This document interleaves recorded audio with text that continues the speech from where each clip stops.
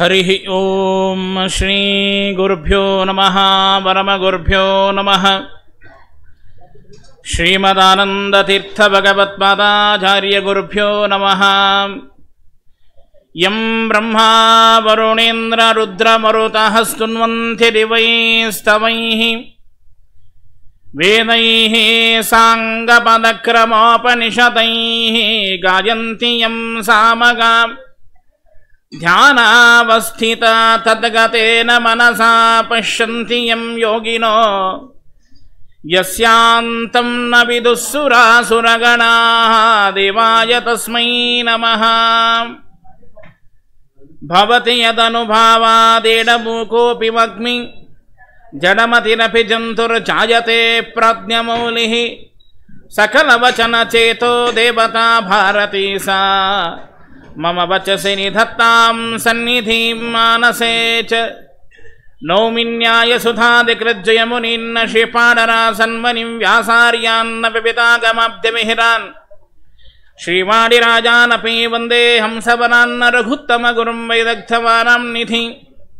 ಶ್ರೀ ಸತ್ಯೌರುತರಾಘವೇಂದ್ರ ಮುನಿಪಾನ್ ಸದ್ಬೋಧ ಸತ್ಯಾನಪಾನ್ ವಿದ್ಯಾಯಾಂ ಯುವದಾಚಾರ್ಯಂ ವೇದಜ್ಞಾನಾಬ್ಜಚಂದಿರಂ ಧರ್ಮದತ್ಮಾಂತಮಾರ್ತಂಡಂ ಸತ್ಯಧ್ಯಾನಮುನಿಂ ಭಜೆ.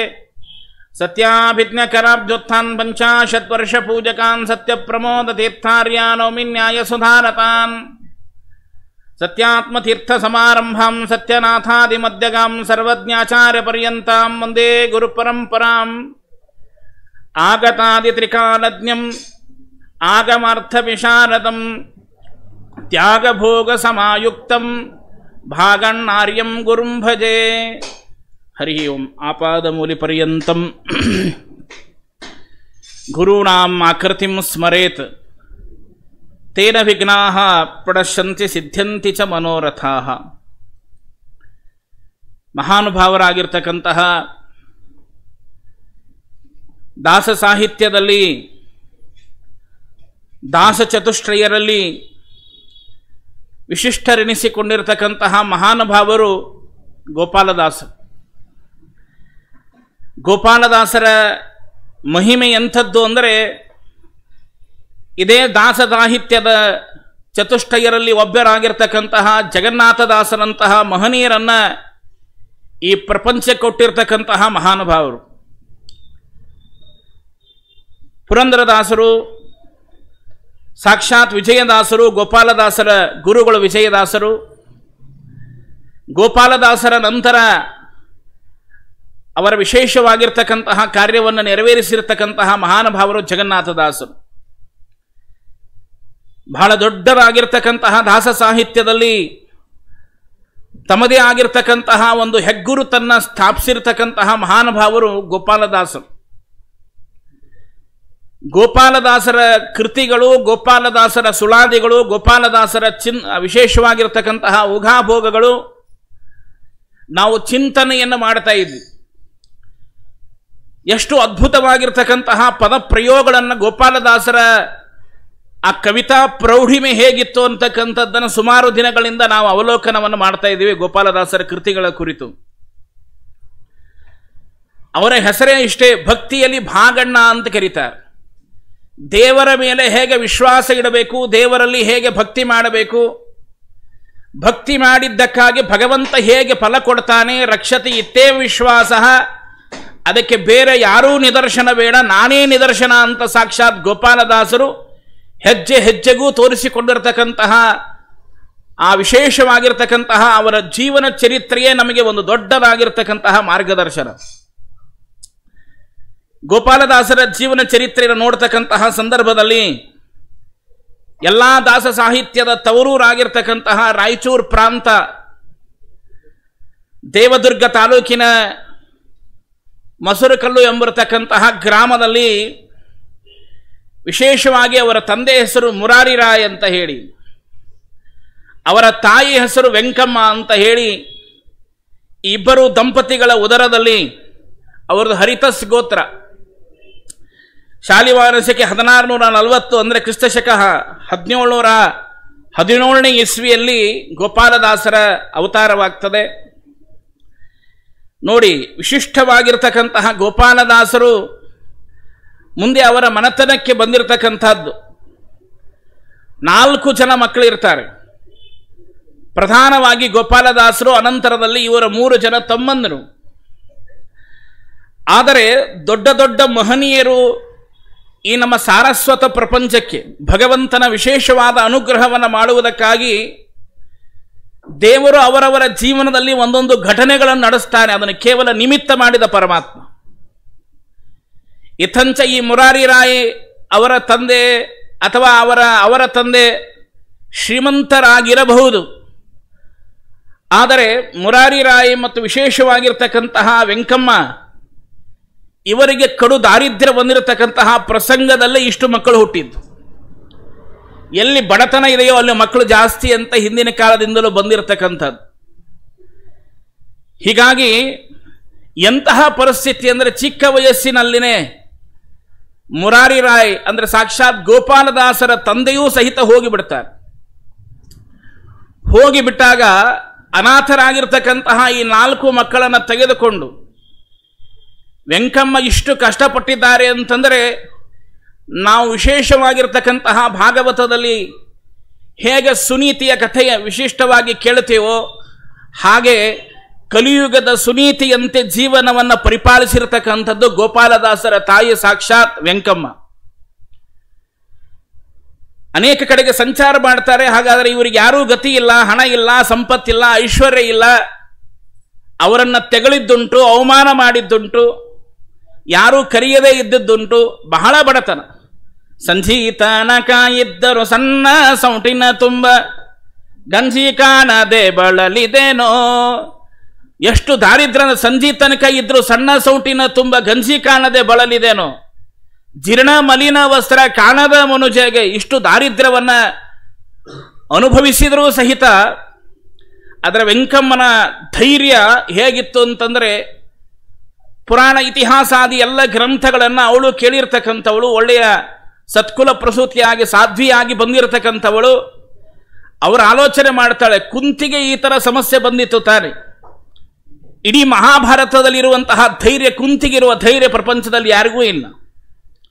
ಸುನೀತೆ ತನ್ನ ಮಕ್ಕಳನ್ನು ಹೇಗೆ ವಿಶೇಷವಾದ ಮಾರ್ಗಕ್ಕೆ ಕರ್ಕೊಂಬಂದು ಈ ಮಹಾಭಾರತಾದಿ ಅನೇಕ ಗ್ರಂಥಗಳ ಆದರ್ಶಗಳನ್ನು ಇಟ್ಟುಕೊಂಡಿರತಕ್ಕಂತಹ ವೆಂಕಮ್ಮನವರು ಏನೇ ಆಗಲಿ ನಾನು ನಿಂತುಕೊಂಡು ನನ್ನ ಮಕ್ಕಳನ್ನು ವಿಶೇಷವಾಗಿ ನಾನು ಪರಿಪಾಲನೆ ಮಾಡ್ತೇನೆ ಅಂತ ಹೇಳಿ ಹಠ ತೊಟ್ಟು ಮುಂದೆ ಸಂಕಾಪುರ ಎಂಬರತಕ್ಕಂತಹ ಗ್ರಾಮಕ್ಕೆ ಬರ್ತಾರೆ. ಅಲ್ಲಿ ಅನೇಕ ಜನರಿಂದ ವಿಶೇಷವಾಗಿ ಅವಮಾನವಾಗಿದ್ದರೂ ಸಹಿತ ಪ್ರಪಂಚದಲ್ಲಿ ಕೆಟ್ಟ ಜನರೂ ಇರ್ತಾರೆ, ಒಳ್ಳೆ ಜನರು ಇರ್ತಾರೆ. ಇವರಿಬ್ಬರೂ ಇರಬೇಕು ಅಂದರೆ ತಾನೇ ನಾವು ಎಂಥವ್ರು ಅಂತ ಪ್ರಪಂಚಕ್ಕೆ ಗೊತ್ತಾಗ್ತದೆ. ಬರೀ ಎಲ್ಲರೂ ಒಳ್ಳೆಯವರೇ ಇದ್ದುಬಿಟ್ರೆ ನಾವು ಗೊತ್ತಾಗೋದು ಹೇಗೆ? ಹೀಗಾಗಿ ಯಾರೋ ಒಬ್ಬರು ವಿಶೇಷವಾಗಿರ್ತಕ್ಕಂತಹ ಗೃಹಸ್ಥರಂದರು, ನಿನ್ನ ಈ ಮಕ್ಕಳನ್ನು ಕರ್ಕೊಂಡು ನೀನೆಲ್ಲ ಓಡಾಡ್ತೀಯನ್ನಲ್ಲಮ್ಮ, ನಿನಗೆ ಒಂದು ಸ್ವಲ್ಪ ಜಮೀನು ಕೊಟ್ಟು ಬಿಡ್ತೇವೆ, ಆ ಜಮೀನಲ್ಲಿ ನೀನು ಏನೇನಾದರೂ ಕೆಲಸಗಳನ್ನು ಮಾಡ್ಕೊಂಡ್ಬಿಟ್ಟು ನಿನ್ನ 4 ಮಕ್ಕಳನ್ನು ನೀನು ವಿಶೇಷವಾಗಿ ಸಲಹಬೇಕು ಅಂತೇಳಿ ಕೊಟ್ಟು.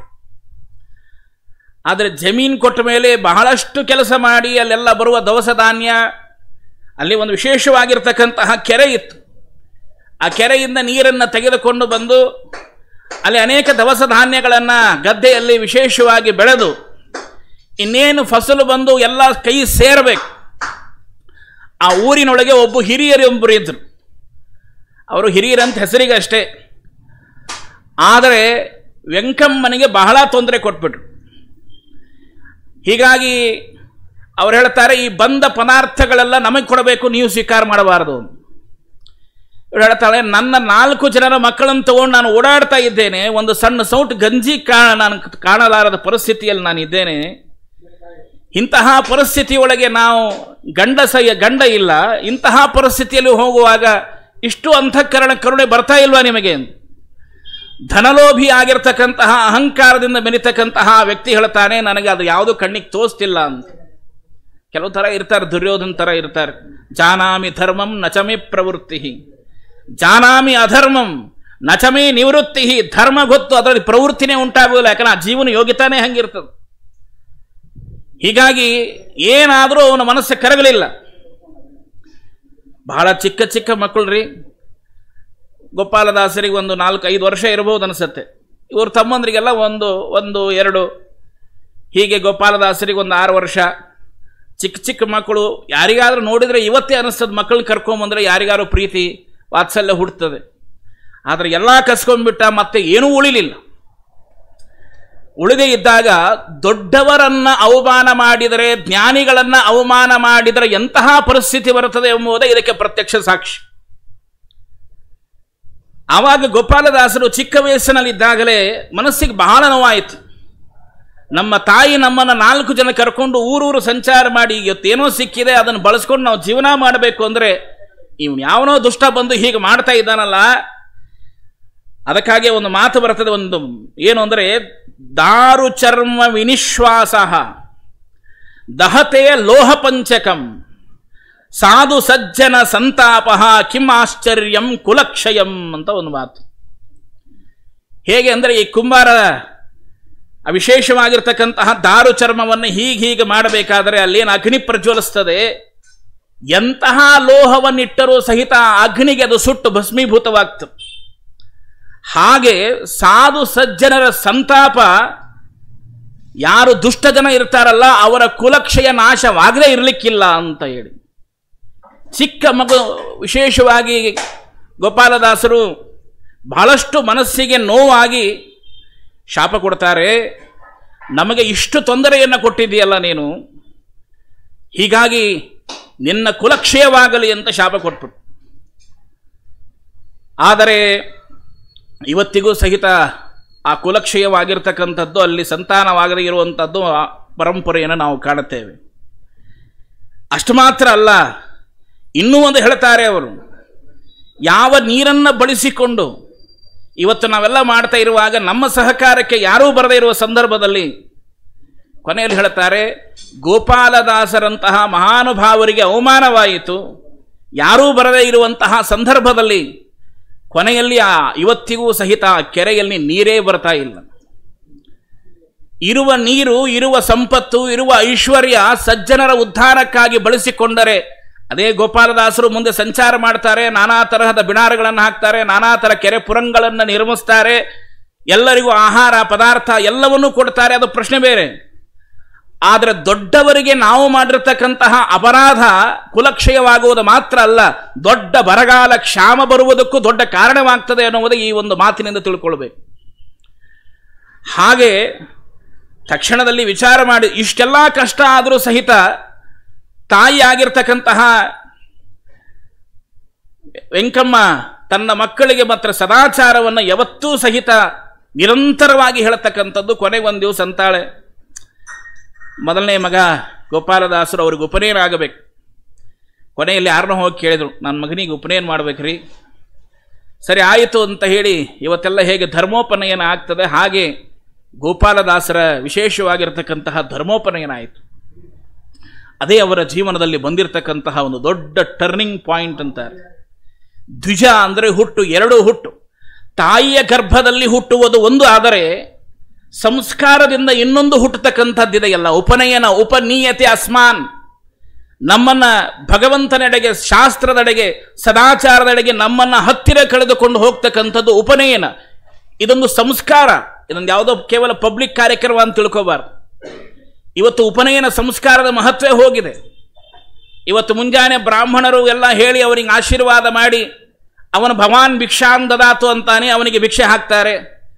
ಎಲ್ಲ ಸ್ತ್ರೀಯರು ಬಂದು ಸಹಿತ ಭವತಿ ಭಿಕ್ಷಾಂದೇಹಿ ಅಂತ ಹೇಳಿ ಅವನಿಗೂ ಸಹ ವಿಶೇಷವಾದ ಭಿಕ್ಷೆ ಹಾಕಿ ಮುಂದೆ 12 ವರ್ಷಗಳ ಕಾಲ ಅಧ್ಯಯನ ಮಾಡಿ ಬಾ ಅಂತ ಹೇಳ್ತಾರೆ. ಬೆಳಿಗ್ಗೆ ಇಷ್ಟೆಲ್ಲ ಕಾರ್ಯಕ್ರಮ ಆಗಿರ್ತದೆ, ಸಾಯಂಕಾಲ ಒಂದು ಹೋಟೆಲ್ ಒಂದು ರಿಸೆಪ್ಷನ್.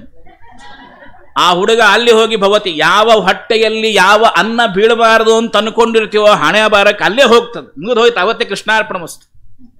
ಇನ್ನು ಜನವಾರ ಹಾಕೊಂಡ್ರೆ ಏನೋ ಬಿಟ್ರೆ ಬಹಳ ಕಷ್ಟ ಇದೆ.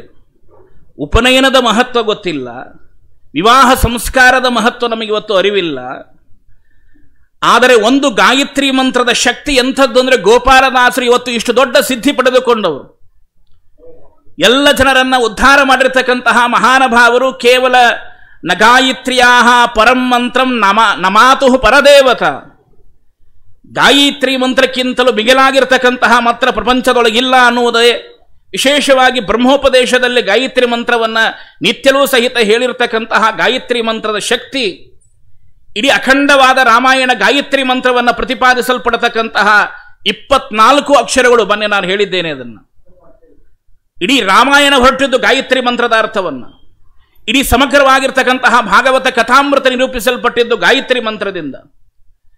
ಹೀಗೆ ಅಂತಹ ವೇದ ಮಾತಾತು ಗಾಯತ್ರಿ ಅಂತ ಹೇಳಿದಂತಹ ಆ ಗಾಯತ್ರಿ ಮಂತ್ರದ ಶಕ್ತಿ ಎಂಥದ್ದು ಅಂದರೆ, ಕೊನೆಗೆ ಭಾಗಣ್ಣರಿಗೆ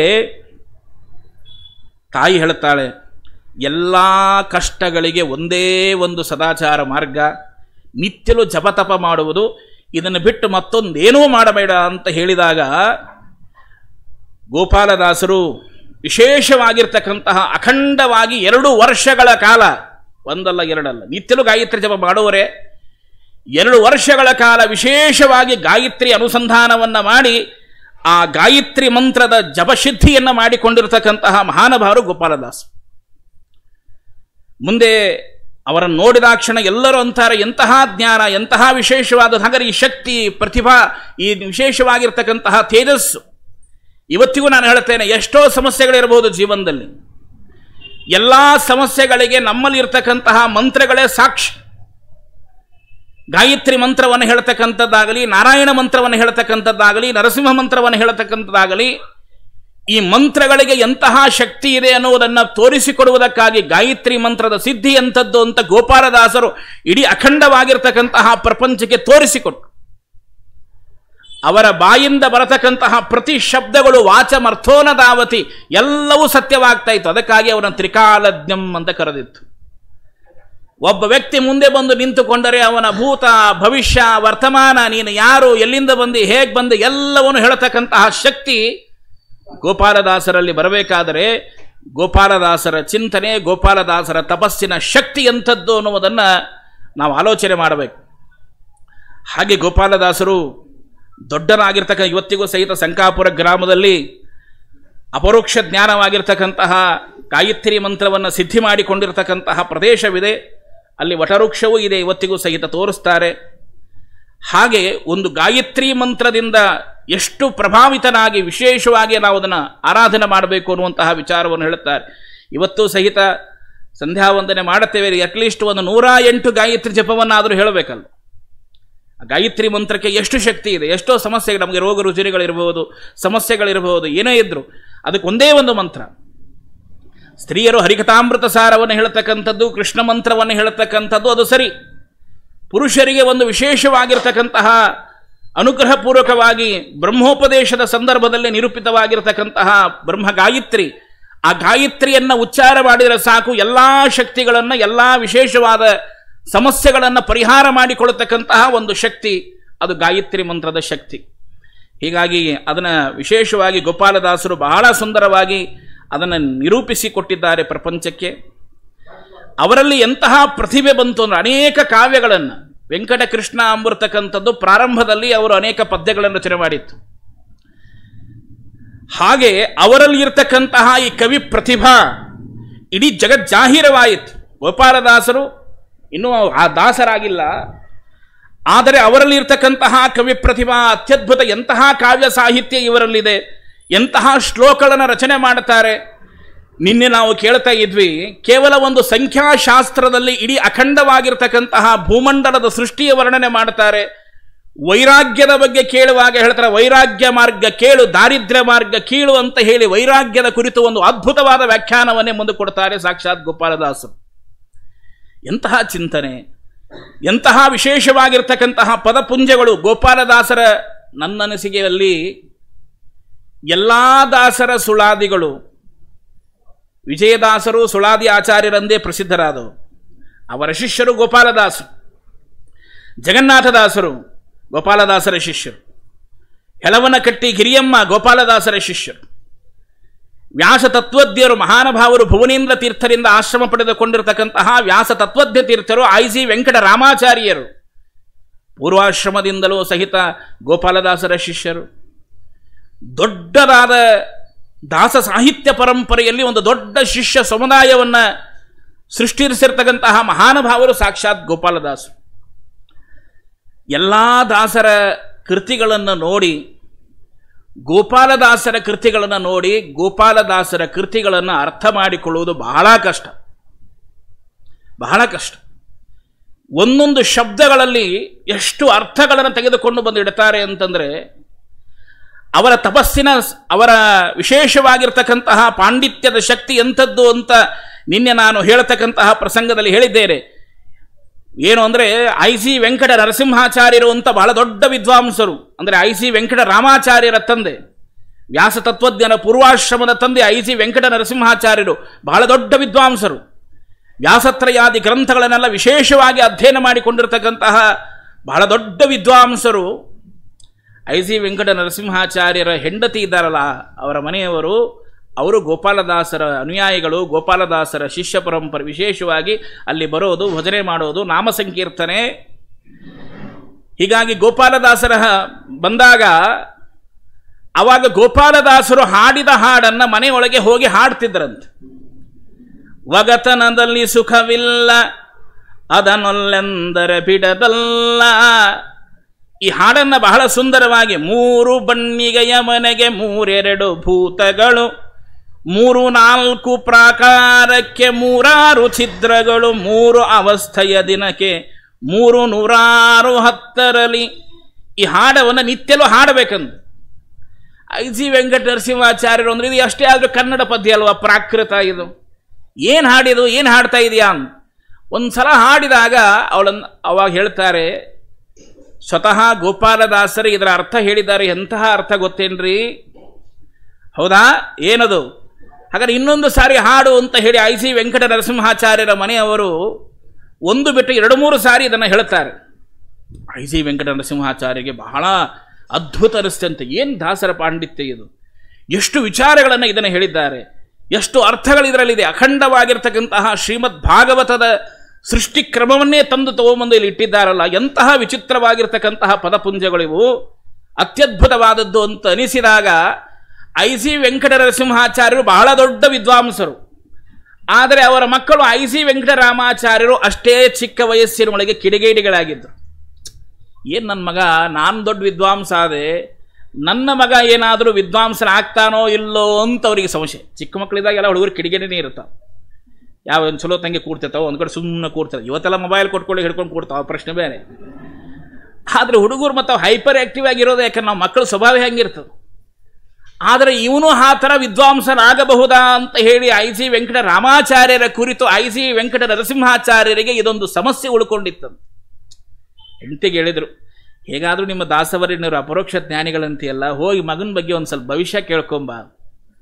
ಅವರಂದರು, ನಾನೇನೋ ಹೋಗಿ ನಾನು ಕೇಳೋದಷ್ಟು ಸರಿ ಅನಿಸಲ್ಲ, ನಿಮ್ಮ ಮಗನ ಭವಿಷ್ಯ ನೀವೇ ಬಂದು ಕೇಳಿದರೆ ಸರಿ ಹೋಗ್ತದೆ. ಆದರೆ ಇವರಿಗೆ ಒಂದು ಸ್ವಲ್ಪ ಪಾಂಡಿತ್ಯ ಇತ್ತಲ್ಲ, ಎಲ್ಲೋ ಹೋಗೋದಕ್ಕೆ ಒಂದು ಕಡೆ ಎಲ್ಲೋ ಇದು ಆಗ್ತಿತ್ತು ಇವರಿಗೆ. ಕೊನೆಗೆ ಅಂದರು, ಮಗನ ಸಲುವಾಗಿ ಹೋಗೋಣ ಅಂತ ಹೇಳಿ ಇವರಿರೋ ದೇವಸ್ಥಾನ ಅಲ್ಲಿ ಹೋಗಿದ್ದಾರೆ. ತುಳಸಿ ತೆಗೆಯೋ ನೆಪ ಮಾಡಿ ಹೋದರು. ಅಲ್ಲಿ ತನಕ ತುಳಸಿ ತೆಗೆಯೋ ನೆಪ ಮಾಡಿ ಹೋದಾಗ, ಅಲ್ಲಿ ಹಿಂದಿನ ಕಾಲದೆಲ್ಲ ತುಳಸಿ ತೆಗೆಯೋದೇ ಒಂದು ಸಂಭ್ರಮ. ಹೀಗಾಗಿ ತುಳಸಿ ತೆಗೆಯೋ ನೆಪ ಮಾಡಿ ಇವರು ಹೋದರು. ಗೋಪಾಲದಾಸರು ಅದೇ ಸಮಯಕ್ಕೆ ಬಂದರು. ಅವಾಗ ಐ.ಸಿ. ವೆಂಕಟ ನರಸಿಂಹಾಚಾರ್ಯರು ಗೋಪಾಲದಾಸರಿಗೆ ನಮಸ್ಕಾರ ಅಂತ ಹೇಳಿದರು. ಇವರು ಅವರಿಗೆ ಹೇಳುತ್ತಾರೆ, ಆದರೆ ಹೇಳಿದರು, ನಿಮ್ಮ ಮನೆಯವರು ನಿಮ್ಮನ್ನು ಕಳಿಸಿದ್ದಾರಾ, ನಿಮ್ಮ ಮಗನ ಬಗ್ಗೆ ಕೇಳಿ ಕಳಿಸಿದಾರಾ ಅಂದರು. ಇವರು ಅರ್ಧ ಕ್ಲೀನ್ ಬೋರ್ಡ್ ಅಲ್ಲೇ ಆಗಿಬಿಟ್ರು. ಅವರಂದರು, ಸ್ವಾಮಿ ಹೌದು ಅಂದರು. ಏನು ತಲೆ ಕೆಡಿಸೋಬೇಡ್ರಿ, ನಾಳಿಂದ ನಿಮ್ಮ ಹುಡುಗನ ನಮ್ಮ ಭಜನೆ, ನಾಮ ಸಂಕೀರ್ತನ, ನಮ್ಮ ಪುರಾಣ ಪ್ರವಚನಕ್ಕೆ ಐ.ಸಿ. ವೆಂಕಟರಾಮಾಚಾರ್ಯನ ಕಳಿಸ್ರಿ. ಏನಿಲ್ಲ, ಅನುಗ್ರಹ ಆಗ್ತದೆ. ಒಬ್ಬ ದೊಡ್ಡ ಮೇಧಾವಿ, ದೊಡ್ಡ ವಿದ್ವಾಂಸನಾಗ್ತಾರೆ. ಅದರಲ್ಲೆಲ್ಲ ಕೇವಲ ದೊಡ್ಡ ವಿದ್ವಾಂಸನಾಗೋದಷ್ಟು ದೊಡ್ಡ ವ್ಯಾಖ್ಯಾನಕಾರರಾಗ್ತಾರೆ ಅಂತ ಹೇಳಿ ಆಶೀರ್ವಾದವನ್ನು ಮಾಡಿದರು ಗೋಪಾಲದಾಸರು. ನಿತ್ಯಲೂ ಸಹಿತ ಐ.ಸಿ. ವೆಂಕಟರಾಮಾಚಾರ್ಯರು, ಐ.ಸಿ. ವೆಂಕಟ ನರಸಿಂಹಾಚಾರ್ಯರ ಮಕ್ಕಳು ನಿತ್ಯಲೂ ಗೋಪಾಲದಾಸರ ಸಭೆಗೆ ಬರೋದು, ಕುಳಿತುಕೊಳ್ಳೋದು, ಎಲ್ಲವನ್ನು ಕೇಳೋದು, ಸಭೆಗೆ ಬರೋದು. ಮುಂದೆ ಗೋಪಾಲದಾಸರ ಅನುಯಾಯಿಗಳಾದರು. ಎಂತಹ ವಿದ್ವಾಂಸರಾದರು ಅಂದರೆ, ಮಗನ ಆ ಪಾಂಡಿತ್ಯವನ್ನು ನೋಡಿ ಐ.ಸಿ. ವೆಂಕಟ ನರಸಿಂಹಾಚಾರ್ಯ ಬೆರಗಾದರು. ಇವನೇನು ನನ್ನ ಮಗ ಅಂತಾರಾಮೆ. ಇಂತಹ ಜ್ಞಾನ, ಇಂತಹ ಪಾಂಡಿತ್ಯ ಎಷ್ಟು ವಿಶೇಷವಾದದ್ದು. ದೊಡ್ಡವರ ಸಜ್ಜನರ ಸಮಾಗಮ ಆದರೆ ಹೇಗೆ ಸಿಗುತ್ತದೆ, ಮಹತ್ ಸಮಾಗಮ ಪ್ರಕರಣ ಅಂತಲೇ ಮಾಡುತ್ತಾರೆ. ದೊಡ್ಡವರ ಸಂಪರ್ಕದಲ್ಲಿದ್ದರೆ ಏನು ದೊರೆಯಲಿಕ್ಕೆ ಸಾಧ್ಯ? ಎಲ್ಲವೂ ದೊರೆಯಲಿಕ್ಕೆ ಸಾಧ್ಯ. ಮುಂದೆ ಅವರೇ ಮಹಾನುಭಾವರಾಗಿ ಸಾಕ್ಷಾತ್ ಭುವನೇಂದ್ರ ತೀರ್ಥರಿಂದ ಆಶ್ರಮ ತೆಗೆದುಕೊಂಡು ವ್ಯಾಸ ತತ್ವಜ್ಞ ತೀರ್ಥರೆಂದು ಪ್ರಸಿದ್ಧರಾಗಿ ಅನೇಕ ಕೃತಿಗಳನ್ನು ರಚನೆ ಮಾಡುವುದಿಲ್ಲ. ಆಶ್ರಮ ತೆಗೆದುಕೊಂಡ ಮೇಲೂ ಸಹಿತ ಗೋಪಾಲದಾಸರ ಜೊತೆಯಲ್ಲೇ ಇರ್ತಾರೆ. ಅಂತಹ ಮಹಾನುಭಾವರು ವೆಂಕಟ ನರಸಿಂಹಾಚಾರ್ಯರಂತಹ ವೆಂಕಟ ನರಸಿಂಹಾಚಾರ್ಯರು ಒಂದು ಸಂದರ್ಭ ನಡೀತು, ಬಹಳ ಸುಂದರವಾದ ಘಟನೆ ಇದು. ಐಸಿ ವೆಂಕಟ ನರಸಿಂಹಾಚಾರ್ಯರಿಗೆ ಮಗ ದೊಡ್ಡವನಾದ, ವಿದ್ವಾಂಸನಾದ, ಅದೆಲ್ಲವೂ ಸರಿ. ಗೋಪಾಲದಾಸರ ಮೇಲೆ ಭಕ್ತಿ ಇತ್ತು, ಎಲ್ಲ ಇತ್ತು. ಒಂದು 75% ಬಂದಿತ್ತು, ಇನ್ನು 25% ಸ್ವಲ್ಪ ಉಳ್ಕೊಂಡಿತ್ತು. ಆ 25% ಕ್ಲಿಯರ್ ಮಾಡಿಬಿಟ್ರು ಗೋಪಾಲದಾಸ್. ಹೇಗೆ ಅಂದರೆ, ಇಲ್ಲ ಮಗ ಹೇಳಿದರು ಐಸಿ ವೆಂಕಟರಾಮಾಚಾರ್ಯ, ಇವತ್ತಿನ ದಿವಸದ ಭಗವಂತನ ನಾಮ ಸಂಕೀರ್ತನೆ ನೀವು ಬರ್ರಿ. ತಂದಿನ ಕರೆದು ತಂದೆ, ಆಯ್ತು ಬರ್ತೀನಿ ನಡಿ ಅಂದು. ಬಂದಾಗ ನಿತ್ಯಲೂ ಪಾಠ ಪ್ರವಚನ ನಾಮ ಸಂಕೀರ್ತನೆ ನಡೆದಾಗ ಒಂದು ಬೆಳ್ಳಿ ಮಣಿ ಹಾಕ್ತಿದ್ರಲ್ಲಿ.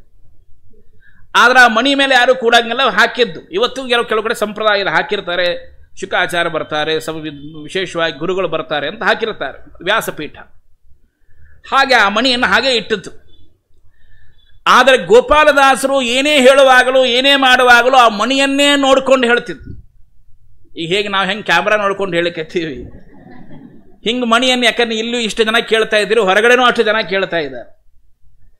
ಹೀಗಾಗಿ ಈ ವಿಶೇಷವಾಗಿರ್ತಕ್ಕಂತಹ ಮಣಿಯನ್ನೇ ನೋಡಿಕೊಂಡು ಹೇಳುವಂತಹ ಸಂದರ್ಭದೊಳಗೆ ಐಸಿ ವೆಂಕಟ ನರಸಿಂಹಾಚಾರ್ಯರು ತಮ್ಮ ಮಗನ ಕೇಳಿದರು, ಏನು ನಿಮ್ಮ ದಾಸರು ಮಣಿ ಯಾಕೆ ನೋಡ್ಕೊಂಡು ಹೇಳ್ತಾರ? ಅವಾಗ, ಅಪ್ಪ ನಿನಗೆ ಕಾಣಿಸ್ಲಿಲ್ಲೇನೋ ಒಂದು. ಅವಾಗ ಇವರೊಂದು ಮಗನಿಗೆ ಕಣ್ತು, ಅಪ್ಪನಿಗೆ ಕಂಡಿಲ್ಲ. ವಿಚಾರ ನೋಡ್ರಿ ಹೆಂಗೆ ಅದು ಪರಿಸ್ಥಿತಿ. ಆವಾಗ ನನಗೆ ಕಾಣಿಸ್ಲಿಲ್ಲ ಅಂದ್ರು. ಸ್ವಲ್ಪ ನೋಡು, ಭಕ್ತಿ ಶ್ರದ್ಧಾದಿಂದ ನೋಡು, ಅಲ್ಲಿ ಏನೇದಂತ ಗೊತ್ತಾಗ್ತದೆ. ಅವಾಗ ಕಣ್ಣು ತೆಗೆದು ಭಕ್ತಿ ಶ್ರದ್ಧೆಯಿಂದ ನೋಡಿದ್ರು, ಅಲ್ಲಿ ಒಂದು ಕಪಿ ಬಂದು ಕುತ್ಕೊಂಡಿತ್ತು. ಆವಾಗ ಅಲ್ಲೊಂದು ಕಪಿ ಅದ.